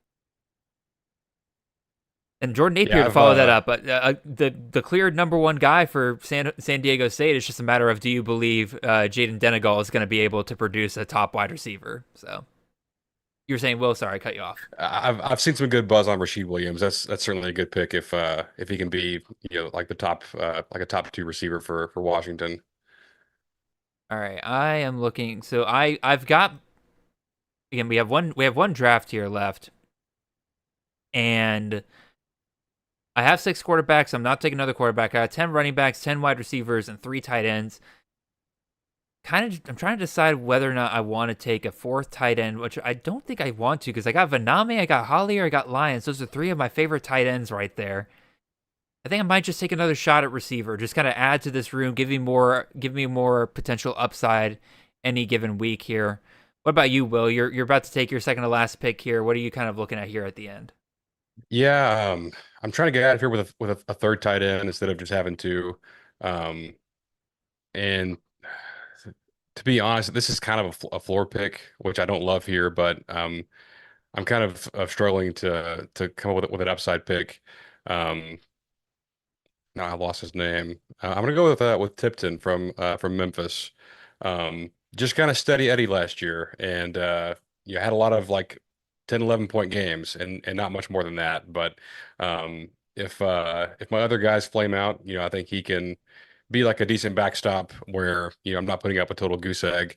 Oh, yeah. I'm Curious about the quarterback situation at Memphis. Aaron Noland was a mega recruit and has not done very much, and doesn't sound like he's like the odds-on favorite. Like he's still very much battling for that job. So No, it'll be Marcus Stokes who wins that job over there, I think. yeah, And I'm honestly more excited about him than Noland. Stokes has shown that he can run the ball, and he runs the ball a lot around the goal line. So I'm pretty excited to see how they use him there. But again, what little information we've gotten out of Memphis has pointed to Tipton being a pretty big part of this offense this year. So I like that pick quite a bit there. All right. And then lastly, this is my favorite pick to make in round 30 as an A&M guy. I'm going with our RB2, who could end up being RB1 by the end of the year in Jamarian Morrow. Just a huge fan of his. I like Reuben Owens. I think he's a totally fine running back. I think Morrow is primed for a big year. I think he's built like a running back. He's like 5'9". I would hope so. Just over 200 pounds, and he's explosive. He catches the ball well, and he's if I'm curious to see how that room kind of shakes out and what the split is there. But I don't think that Reuben Owens is a like 25 carry a game guy, and that should open things up for a guy like Morrow. I know a lot of people have been drafting Owens with the mindset of, there's nobody else in that backfield, so we got to draft Owens. I don't think that's exactly the tune that, A&M beat writers or fans like yourself have really been singing this offseason. So it's a little bit of word of warning there for people. All right, my last pick here. I talked about it earlier. I think there's 3 wide receivers you take shots on for that Oklahoma State offense. I'm going to take the third one here, and Justin Bowick. Nice, I like that. And just, get a piece of that offense. Again, I expect them to score a pretty decent amount at any given week, and they'll, like I said, I think that Bowick will end up being a pretty big red zone threat for them. So, and if he doesn't work out, he's my 11th wide receiver. I'm surprised you let Troy O'Meara go somewhere else. I've got so many shares of Troy O'Meara. I just got to be careful being overexposed there. But alrighty, there we go. We have finished 30 rounds tonight. Again, like I said, I will export this and post it to Twitter probably tomorrow at some point. Yeah, wow, we flew through that. Dear God, it's 9:40 right now. So again, we got time. Y'all still there in the chat? Again, we got questions here. We can chill and hang out here for a little bit. I don't want to end the party early just because the draft went by pretty dang quick. Let's talk about the players that are still on the board. We went 30 rounds deep here, Will. I mean, that's a lot of players that have come off the board, but this is college fantasy, right? This is a game where there's still going to be value left even at this point. I've run what I call Marianas drafts, which are where we go 60 rounds deep. And quite frankly, even those drafts are going to have players that don't get drafted that could end up being really big for college fantasy. So if I do say so myself, those 60-round drafts are my favorite drafts of all time because you get into the other guys that you're like, well, if I had, a few more spots, a few more rounds, maybe I'd take so-and-so. And then like you really start to do your research and really get, into the weeds on some of these other players when you get that far into a 60 rounds into a draft. I think it's so much fun to do. But yeah, definitely some interesting names here left. A guy that I would have drafted for sure a few months ago would have been Malcolm Simmons from Texas Tech. Oh yeah, I know it's a crowded room. I like his talent a lot. I will say I've been pretty out on Micah Hudson. I think maybe he has turned a corner with his development. Could see him being a big part. Obviously, they've got other weapons there, just all over the offense, receiver, tight end, running back. But Simmons is a guy who should have been picked if they had a good QB situation. No, I agree. And Simmons is a deep threat option. Like perfect guy for best ball. Texas Tech's going to put up a ton of points every single week. And even if Simmons isn't like a guy that's out there, in the starting rotation, there's going to be some big weeks where Texas Tech's just beating up on whatever poor soul they have that week as an opponent, and Simmons will find a deep shot here or two there. So I definitely like that pick quite a bit here, especially at the end. A couple of thoughts into the chat real quick before I talk about some of the guys that I'm surprised didn't come off the board here. Uno Mas Pasole. I'm sure I butchered the hell out of that name.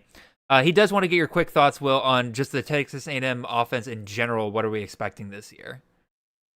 Yeah, I think I think Elko had a plan when I think he kind of figured that Colin Klein would be going back to K-State. Or I mean, if before that came open, Colin Klein was set to take the USF job. And then obviously his alma mater dream job came open. That's where he ends up. He promoted from within with Wiggins, and from reading, like being in the beat here a little bit with A&M. They definitely want to simplify things a little bit. They brought in a guy, I'm blanking on his name, but he's kind of from that like the Western Kentucky kind of air raid tree a little bit. And not that we're gonna like we're not gonna go like full air raid. I was going to say, was Marcel Williams? Dear God. But like, and I think like to defend Marcel Reed a little bit, like when everything is like in phase and it's just like, hey, take a few steps, drop, hit your target. Like he can do that all day, but it's when you have to, when your first two options are gone and you have to maybe avoid some pressure or get to a third or fourth read, no pun intended, things can break down a little bit with his mechanics and things like that. And obviously this is will be written off as a homer take, but and I'm no QB whisperer or QB analyst, but watching his throwing motion the last 3-4 years, it definitely looks sharper than at times in the past where it's not the dip isn't there as much. I think it's a lot it's a lot tighter. The ball comes out a lot better. Mm-hmm. It's still TBD. Like we lost 4 offensive linemen, but they have a lot of guys to pick from in that group that they feel good about. I think overall, like it's going to be a really solid offense, probably top 25 in the country type of offense. I will say for fantasy, there's not really a tight end that I would target from the A&M offense. I like Houston Thomas a lot. Like maybe he ends up being kind of that guy, maybe like more of a red zone guy. But it's something I would avoid. I think Owens and Morrow are probably closer than what their ADP says. And if you want to throw a dart at Bethel Roman late, that's totally fine too. But I hope so. I got a lot of Bethel Roman early on in the offseason before all the Isaiah Horton hype started.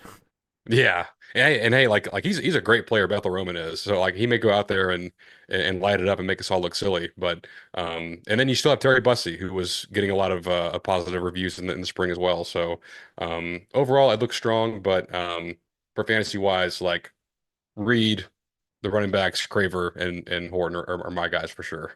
Gotcha. Jameen, he says, are you guys going to do a dynasty freshman draft at all? Not in this format, unfortunately, Jameen. That is just a, like, we could set it up, but in terms of like valuable, actionable items, unfortunately, those are hard to do because every league is so different with the players available outside of the freshmen. And so it's sort of hard to figure out how to do that in a proper way and like set up that player pool properly for this. What I will say though is I am in the midst of a 12-team, pretty, I'd say standard CFF Dynasty League where 12 teams, about 45 rosters deep, where that's what you typically kind of see in those leagues. And we're in the midst of our freshman supplemental draft right now. I promise you that once that is done and that goes 15 rounds deep, I will be posting that to Twitter. So make sure you're following me there to see that. Human Ziggy says that, first of all, Will, he wanted Reed Harris, so you sniped him on that, so he had to return the favor with a hider pick. And then 2, that's fair. He is coming to the week 2 game in College Station for his Sun Devils, and he's asking if y'all can get together. So I'd love that. I have season tickets. I'm up there in the nosebleeds. I do intend to be there. So yeah, if my handle's on here at Will Stone CFB on Twitter. Hit me up. We'll definitely I'll show you the sites of College Station, all the good restaurants and bars and tailgates, things like that. No, that'd be awesome. And then Jameen also asks, Parker Kingston. That's a fun topic. Should we draft him even though he has some legal stuff going on? I say still avoid it. It sounds like the dismissal that was there was not a permanent one whatsoever. It sounds like this could get restarted at any given time. he's not going to play for BYU. They're not. I don't think that that's something that they're going to be ready to forget. It seems pretty. It's known for a fact that he had relationships with the girl in question, and BYU's not even willing to tolerate that, let alone what he's being accused of in that situation. So I would not bet on Kingston playing for college football this year. And even then, like there's all the messiness of like he didn't enter the portal during the window, so it's like can he even move schools even if that was possible? I don't know. So Also, and not to be like on our moral high horse, but like just out of principle, just don't draft him. Like if like sure, like innocent until proven guilty, all those good things. Just for I think for me personally, it's a no-go. No, I would especially the thing he is being accused of. It's not tax evasion. Right. Let's be clear about that.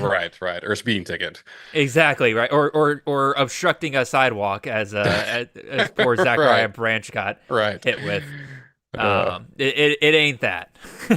So, but on the Georgia note, I'd love to get your kind of opinion, like fantasy wise, for these guys, because like from a talent standpoint, like I love Nate Frazier, but if I'm like best ball, like I could see it, but in a set your lineup, week to week type of league, is Frazier a guy you can rely on? Are there other guys like Bowens that are kind of like taking away his volume? It's gonna be rough. I agree with you. Frazier's the best back that Georgia has, but Bowens is good enough to where Frazier's never gonna really get that pure workhorse volume that we saw like DeAndre Swift get, right? Like Swift was in a backfield where he was like the guy behind Swift was Elijah Holyfield. Like that was a pretty big talent gap there because Swift was brought in. He was brought in behind Nick Chubb and Sony Michel. They leave after his freshman year, and there really wasn't much in terms of talent behind Swift at that point.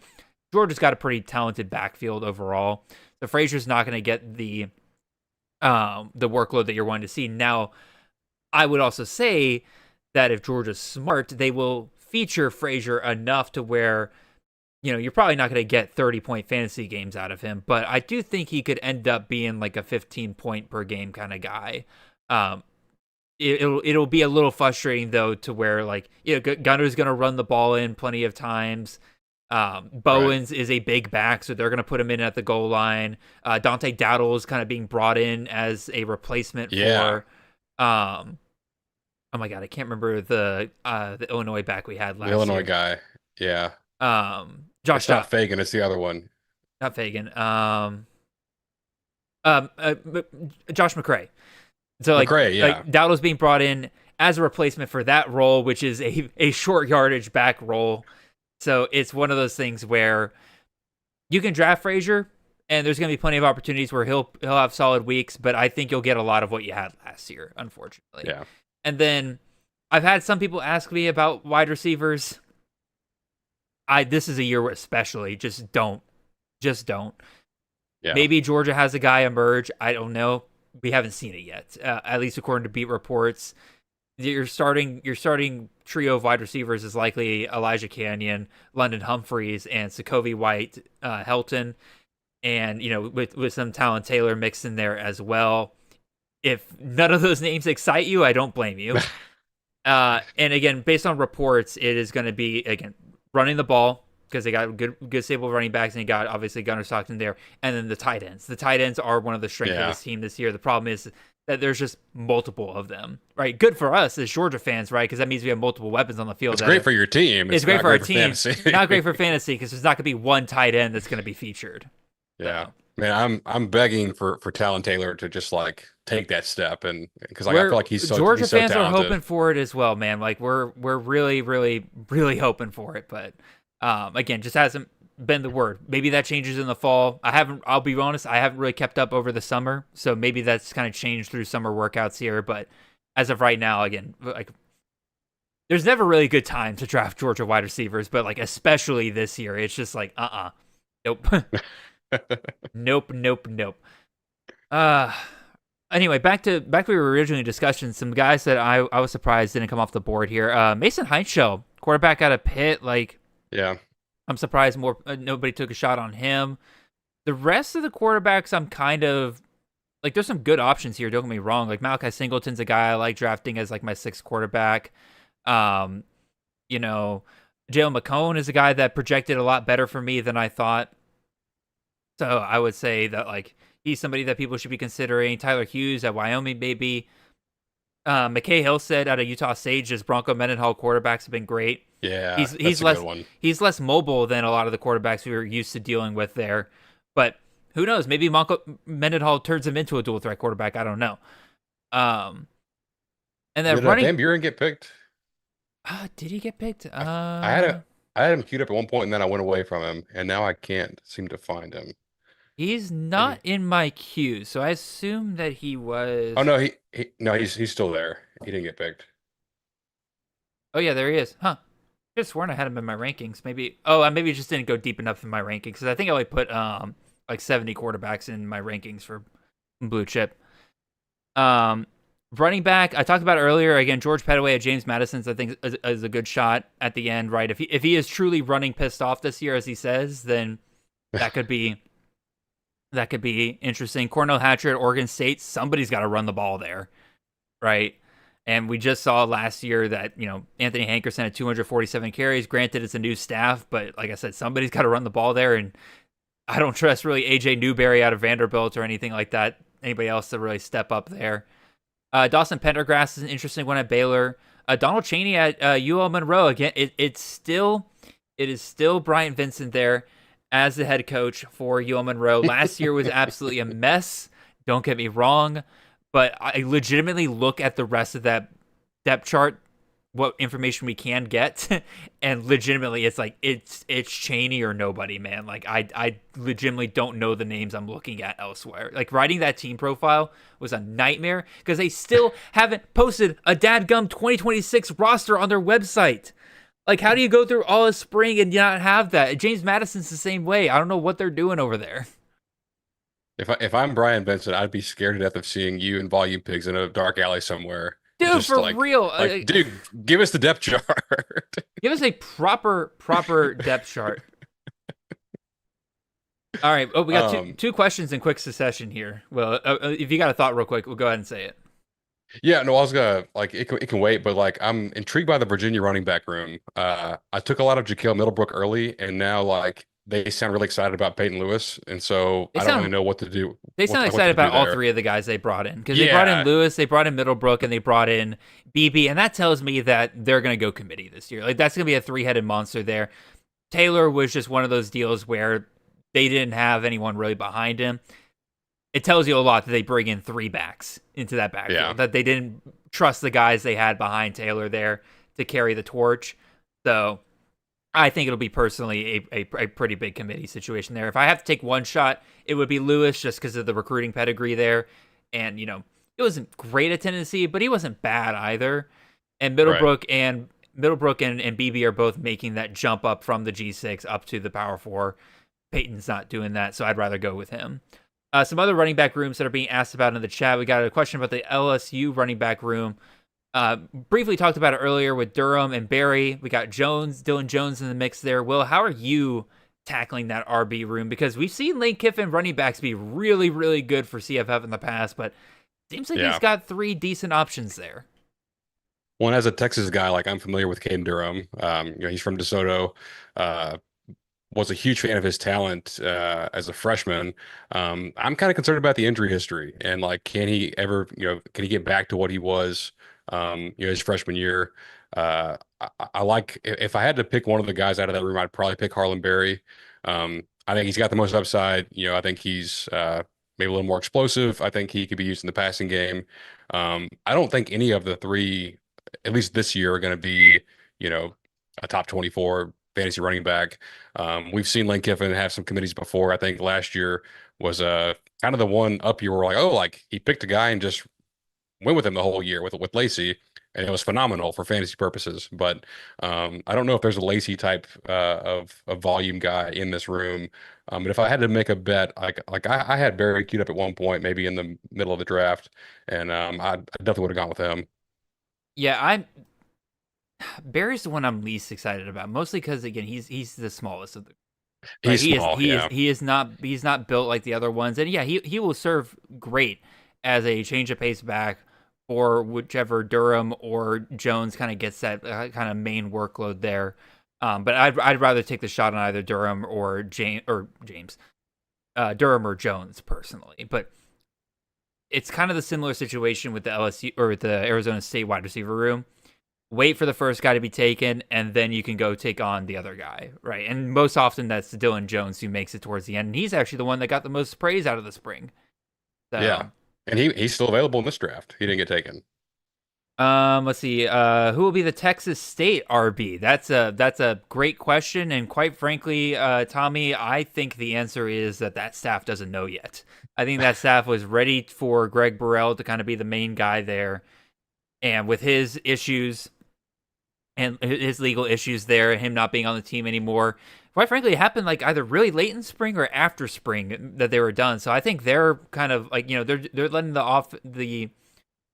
summer workouts kind of play out and see if anybody emerges in the fall. But I think they almost have to go committee, because also outside of Davian Jackson, who's being converted over from wide receiver to running back, all of their running backs are tiny. They're like all well below 6 foot, below 200 pounds. Like there's not really a guy in that backfield that you're looking at and saying like, yeah, that's a guy that's going to handle 180 plus carries. So they almost might have to go committee by necessity. I think it's just more reason to move Jackson and the receivers up your draft board and just bet more on them, because they're going to get most of the offensive volume here.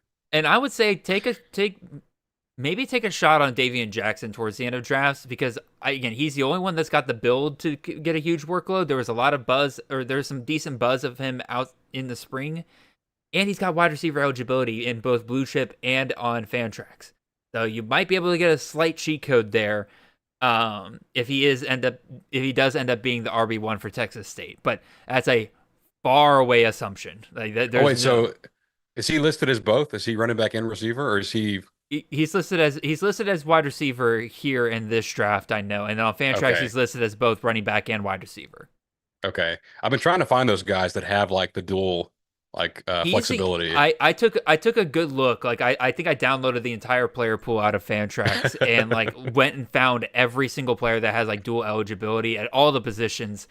And he's really the only one I'm like eyeing and saying like, yeah, that's a potential cheat code there. Yeah. All the other ones is not nearly as exciting. I've got a backfielder for you because I know that you really like the top guy in this group.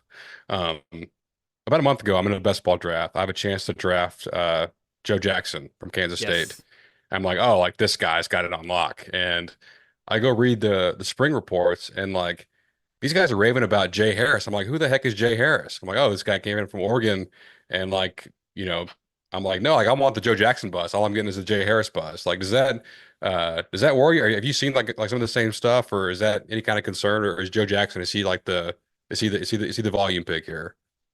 When you have a guy just straight up missing from spring reports, that usually means one of two things, and unfortunately they're very on the opposite end of the spectrum. Where it's either really bad because they really have fallen behind and other guys have taken over and they really are just an afterthought. Right, but I don't think that's what's happening here with Joe Jackson. I mean, the guy was phenomenal last year for Kansas State down the stretch. His rest of season ranking is very fun to watch. Like when you look at it, because let me see if I can find it. Where are you? Where are you, Joe? Yeah, there you are, Joe. So like week 3 on, he was RB 40. Week 6 on, he was RB 10. Week 9 on, he was RB 9. Week 12 on, he was RB 3. Like, this dude had he just got better and better as the season went on, and then had a great bowl game on top of that. So I find it hard to believe that suddenly Kansas State's just going to fully move away from this guy. They had to refill that. Like, people point out, like, oh, they brought in all these running backs. That is 100% true. They did. You know why? Because they only had 7 snaps at running back returning from last year outside of Joe Jackson. They had to fill that backfield up again. And yes, they got some intriguing guys like Jay Harris. They got some guys like Rodney Fields. But I feel pretty I feel pretty good about Joe Jackson still, because the other option is like he's outside of spring reports because he's just a known factor. It's the same deal with like Jamari McClure, right? Where it's like we know what we've got in them, so let's talk about the new guys we brought in here. So, Yeah, I think that in could like a in like a tadpole bowl or like a league where you have waivers, like Jay Harris is like a watch list guy. Like, okay, like is this guy, like does he get a significant share volume like as the season begins, or if something happens to Jackson, misses a few weeks or something like that, could he be the next guy up to get a big volume share? But yeah, I thought it was interesting that they were high on him in the spring. Oh, it is concerning to me a little bit though, because I've drafted Joe Jackson plenty of times, like in Blue Chip and in Fantrax drafts and underdog drafts. I've got a ton of Joe Jackson shares this year, and it's a little worrying, but like at the same time, sometimes you just gotta trust that your guys are gonna be just fine. Yeah. So, Jameen says, how often are you guys stacking players from an offensive side of the team? Example, QB, quarter, running back, wide receiver. Like, would you stack the OK State guys? Thoughts. So, I'll let you start off with that one, Will. Like, how often are you, I guess, going out of your way to stack guys? Because sometimes it just happens by happy accident, right? But like, Yeah. Obviously, as a homer, I love the Marcel Reed, Mario Craver stack. I didn't like I totally could have drafted Mario Craver in the fourth year, like very early. Or I guess in the third, but that would have been super early on him. But yeah, like I've got a lot of shares of Mario Craver, so I wanted to mix it up. But the stack of him and Reed is something I target a lot. That's the one that comes to mind. I've got a little bit of like Bailey and Victor Snow, which obviously I'm not as high on, like that being like a winner of a stack. Like it's just kind of okay, maybe this guy will get a lot of targets and be a good good fantasy player. Um, and I think on the other side of that spectrum, like there's a few stacks that like I'm not afraid to get, like the quarterback running back stack, which people kind of avoid in like non-best ball leagues. Like I'm not scared of having Kamario Taylor and Fluff Bothwell in the same dude, on the same that's team. sometimes some of the most fun you can have, right? When you have a really Yeah. good offense and they're going to put up 40 points a week, and you get the two guys that it's going to be either one of them touches the ball or the other one touches the ball any given snap for an offense. Like that's fantasy gold sometimes, man. Like I remember I won a dynasty championship a couple years ago on the back of Dorian Thompson-Robinson and Zach Charbonnet, man. Like There you go. that was absolutely beautiful. So yeah, I actually probably go for that stack more than I go for like the QB wide receiver stack sometimes. Yeah, I did it last year with Chambliss and Lacey, and it was terrific. I will say the other stack, I haven't done it as much this year because a lot of the tight ends that I like make it pretty late, but quarterback tight end stack is still a pretty solid strat to go with, especially when you're targeting your third or fourth tight end. And, if you're just looking at all the tight ends feel the same, like if you're looking at it towards the end, take a look at your quarterbacks and see like, okay, yeah, I've got, Gunnar Stockton. I probably should stack him with one of the Georgia tight ends because we know they'll be involved this year. They'll probably get some touchdowns, right? I mean, Lawson Lucky had a 3-touchdown game last year against Ole Miss. Like, yeah, that might be one game, but for fantasy, like if that's what you're getting, if you're getting a 3-touchdown game out of your tight end just 1 week out of the year for your tight end 3 or 4, you're pretty dang happy about that. CJ Carr for me, right? Like I probably should have stacked him with Cooper Flanagan. I probably should have gone out of my way to do that. If I'm doing Skylar Locklear there at Missouri State, Askren is the tight end that they're hyping up there a little bit. Like maybe I should have targeted him. Now, again, I like my tight end room. I got Vanami, Hollier, and Lyons. Those 3 of my favorites, but that's kind of the example I'm coming up with there. Yeah. Yeah. I think we didn't mention it, but it's kind of implied. Everybody knows this if you're watching the show. Like the number one stack is Brad Jackson and Bo Sparks. Like I've seen people do that a ton. Yeah, I screwed up so badly at the start of this draft because I was so keyed in on like, oh, I got to get a running back here in the second round. I got Sutton, I'm happy with that. But if I had known Bo Sparks was still on the board, I could have gone Messer and Sparks to start off a PPR draft. I wouldn't have cared what I could get at running back. Speaking of running back, I went back and looked at my running backs. I have 0 power forward running backs. So we'll see how that goes. That's not something I would typically want to do. But again, like it just didn't work out for me this draft in terms of the running backs falling back to me. So it was you that got CJ Miller. Okay, I knew I saw him go. Oh no, are you kidding me, bro? He's probably gonna be one of my highest shared players among all. Like I love the upside of CJ Miller this year, man. It is so good. And I've heard you talk about Ashton Gray too. That's a good pull. I was actually trying to avoid Ashton Gray in this draft a little bit because I was like, oh, like I need I have plenty of him. Let somebody else kind of draft him just to get some better ADP. But man, he went like 12th round. I'm looking at him like I got to take him here now. I love this guy too much not to take him.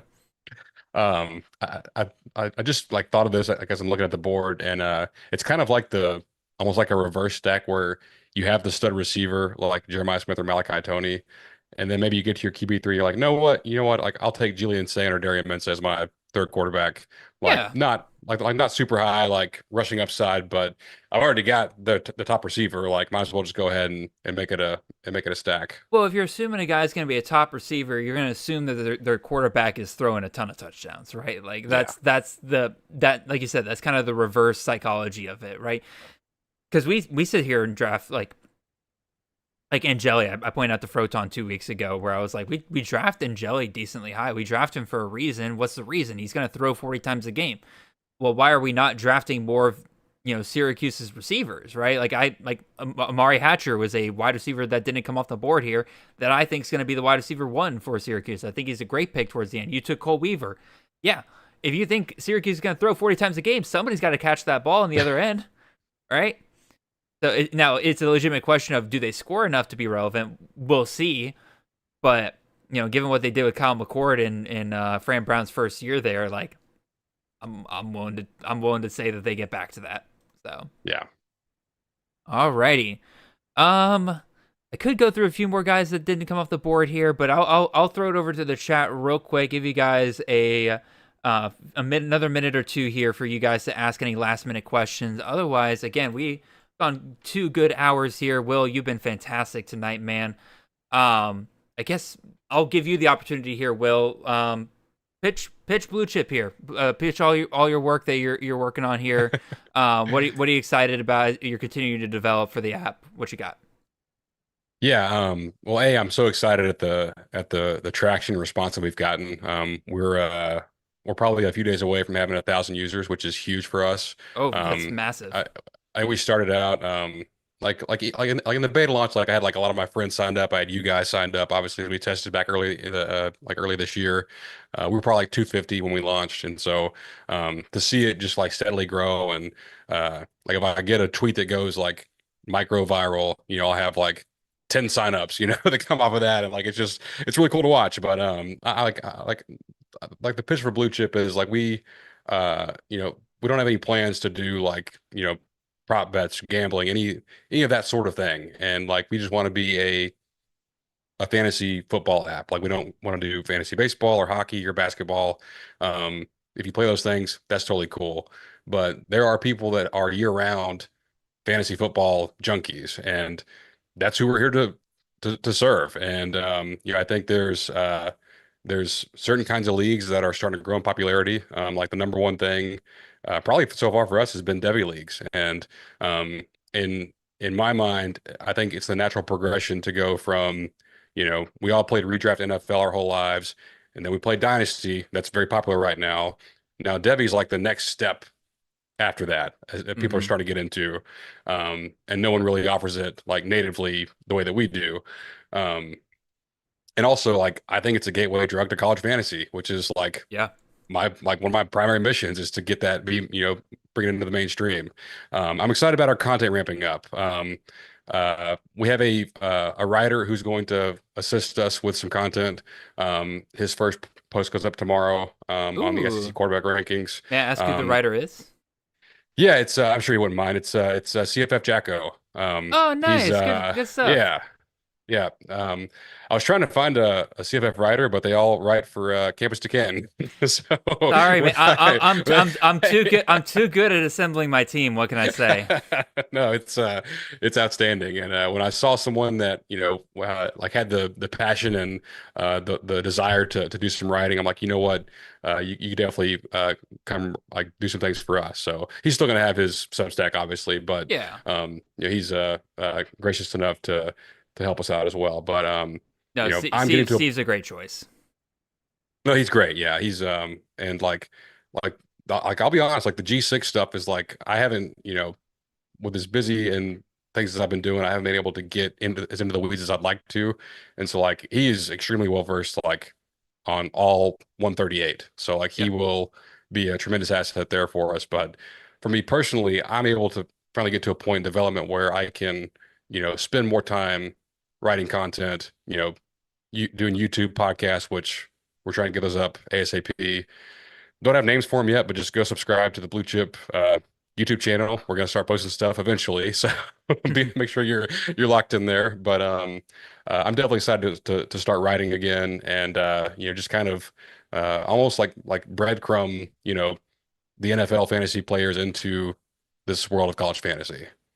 Speaking of helping people find college fantasy, here, Control Powers Prod in the chat here says, "How can we find a league?" And he says, feels very hard to find a league. I got plenty of options for you here, man. One, the Campus to Canton Discord, or really any of the major college fantasy websites have Discords, and they're almost, or actually, I'm not gonna say almost, all of them have channels dedicated to finding leagues if you are looking for it. Carp G926 there in the chat, he has his own Discord that is almost entirely dedicated to college best balls. So if you get in there, you can have access to college best balls pretty easily. And quite frankly, you can also just ask people around in any of those Discords, like, hey, does anybody have a league opening up that I can get involved in? Like in Will, your Discord and Blue Chip, like guys are starting up different kinds of leagues all the time in that Discord. Absolutely. Like, that's the big thing. And then if that isn't your speed, you can always just reach out to me on Twitter. Like I'm at CFF_Jared. If you want to DM me there, I'm happy to put out a post that just says, hey, at whatever your Twitter handle is, needs a college fantasy league. Does anyone have one that has an opening right now? And I promise you, there will be people who will respond and say like, yeah, I've got an opening if he's interested in it. There's plenty of ways that we can help you find one. And if you're not already on Twitter, I would say that's probably the best place to just get to know the college fantasy community. I understand that some people have their issues with Twitter/X and how it's run and stuff like that. I get it. But the reality is that is where most of the discourse in terms of the larger community happens. And so I would say that's the place to start, and then finding ways into the Discords for each of these websites and different programs is the way to go. And this community as a whole is tremendous. Like it's encouraging, it's welcoming. It's, hey, like you're interested in college fantasy, you come to the right place. Like there are endless options to get you acquainted with college fantasy, and get you in the right direction between Jared, the Campus to Canton folks, the Fantasy Points folks. Like just if you just search college fantasy or CFF on Twitter, you're gonna find all these accounts and they all interact together, and it's a pretty special thing. But I will take the moment to tease a feature that we're gonna release probably maybe this week, maybe next week. But we're gonna have a league finder like on the homepage of the Blue Chip app, where kind of like a channel situation where you're brand new, you don't know 11 guys that you want to start a league with. You can just hop in there, and it'll be like Jared said, like the Discords. They've all got their own league finder channels in there as well. But I think that's a big friction point, and I appreciate you calling that out and saying, hey, like, how can I find a league? That's something that we want to try to solve the best we can, and be like, hey, like there are hundreds of open leagues that are trying to find somebody to fill that spot, and and make that easy to find. No, for sure. And back to your point about the community at large. Well, I mean, that's what you're right. It is special what we have in the college fantasy community. I mean, you see it. You don't see it in the NFL league or side of things, right? Where things are so competitive. Everyone, like, there's so many people putting out content that, again, I don't want to say it's backstabby, but you guys kind of get my point, right? Like everyone's trying to run a business on that side of things, and there's some of that on the college fantasy side as well, right? Like we are trying to make money off of this at the same time, right? But at the same time, like, we all lift each other up. Like, CFF site, Campus of Canton, a BlueChip now, right? Like, all of these different college fantasy sites, we work together. We understand that a rising tide lifts all of us at the end of the day. We have each other on our shows. We understand, like, there's like zero animosity in the college fantasy community, and it is truly great to see. And yeah, there's disagreements. Like, we go back and forth on players sometimes, right? But like, I don't think I've ever really seen like any kind of large scale, like, personal attacks on like how somebody views a player or something like that. Again, like I said, it's truly special what we have, and it's a great community to join. Yeah. I will say, like, maybe the most contentious player I've seen lately is Antoine Raymond. Yeah, but like, it's good natured disagreement. Yeah, it absolutely is. But I feel like a lot of the guys in the industry are on the same page about like 90% of the players, and then there's the one that's like, I think he could be RB1, and people are like, no, that's crazy. Like, there's no way.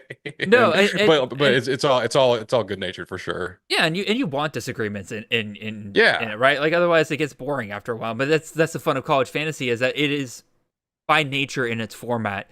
There's so much that could change. There's so much we could get wrong, and like, that's not a knock on us as experts. We're working the same information that everybody else has, right? It's just that so much can change that the coaches don't even know is about to happen, right? Between injuries, between guys emerging in the fall and stuff like that, right? Like, we do with what we can, but college fantasy, there's 138 teams this year, which, god dang it, that feels like it grows every single year.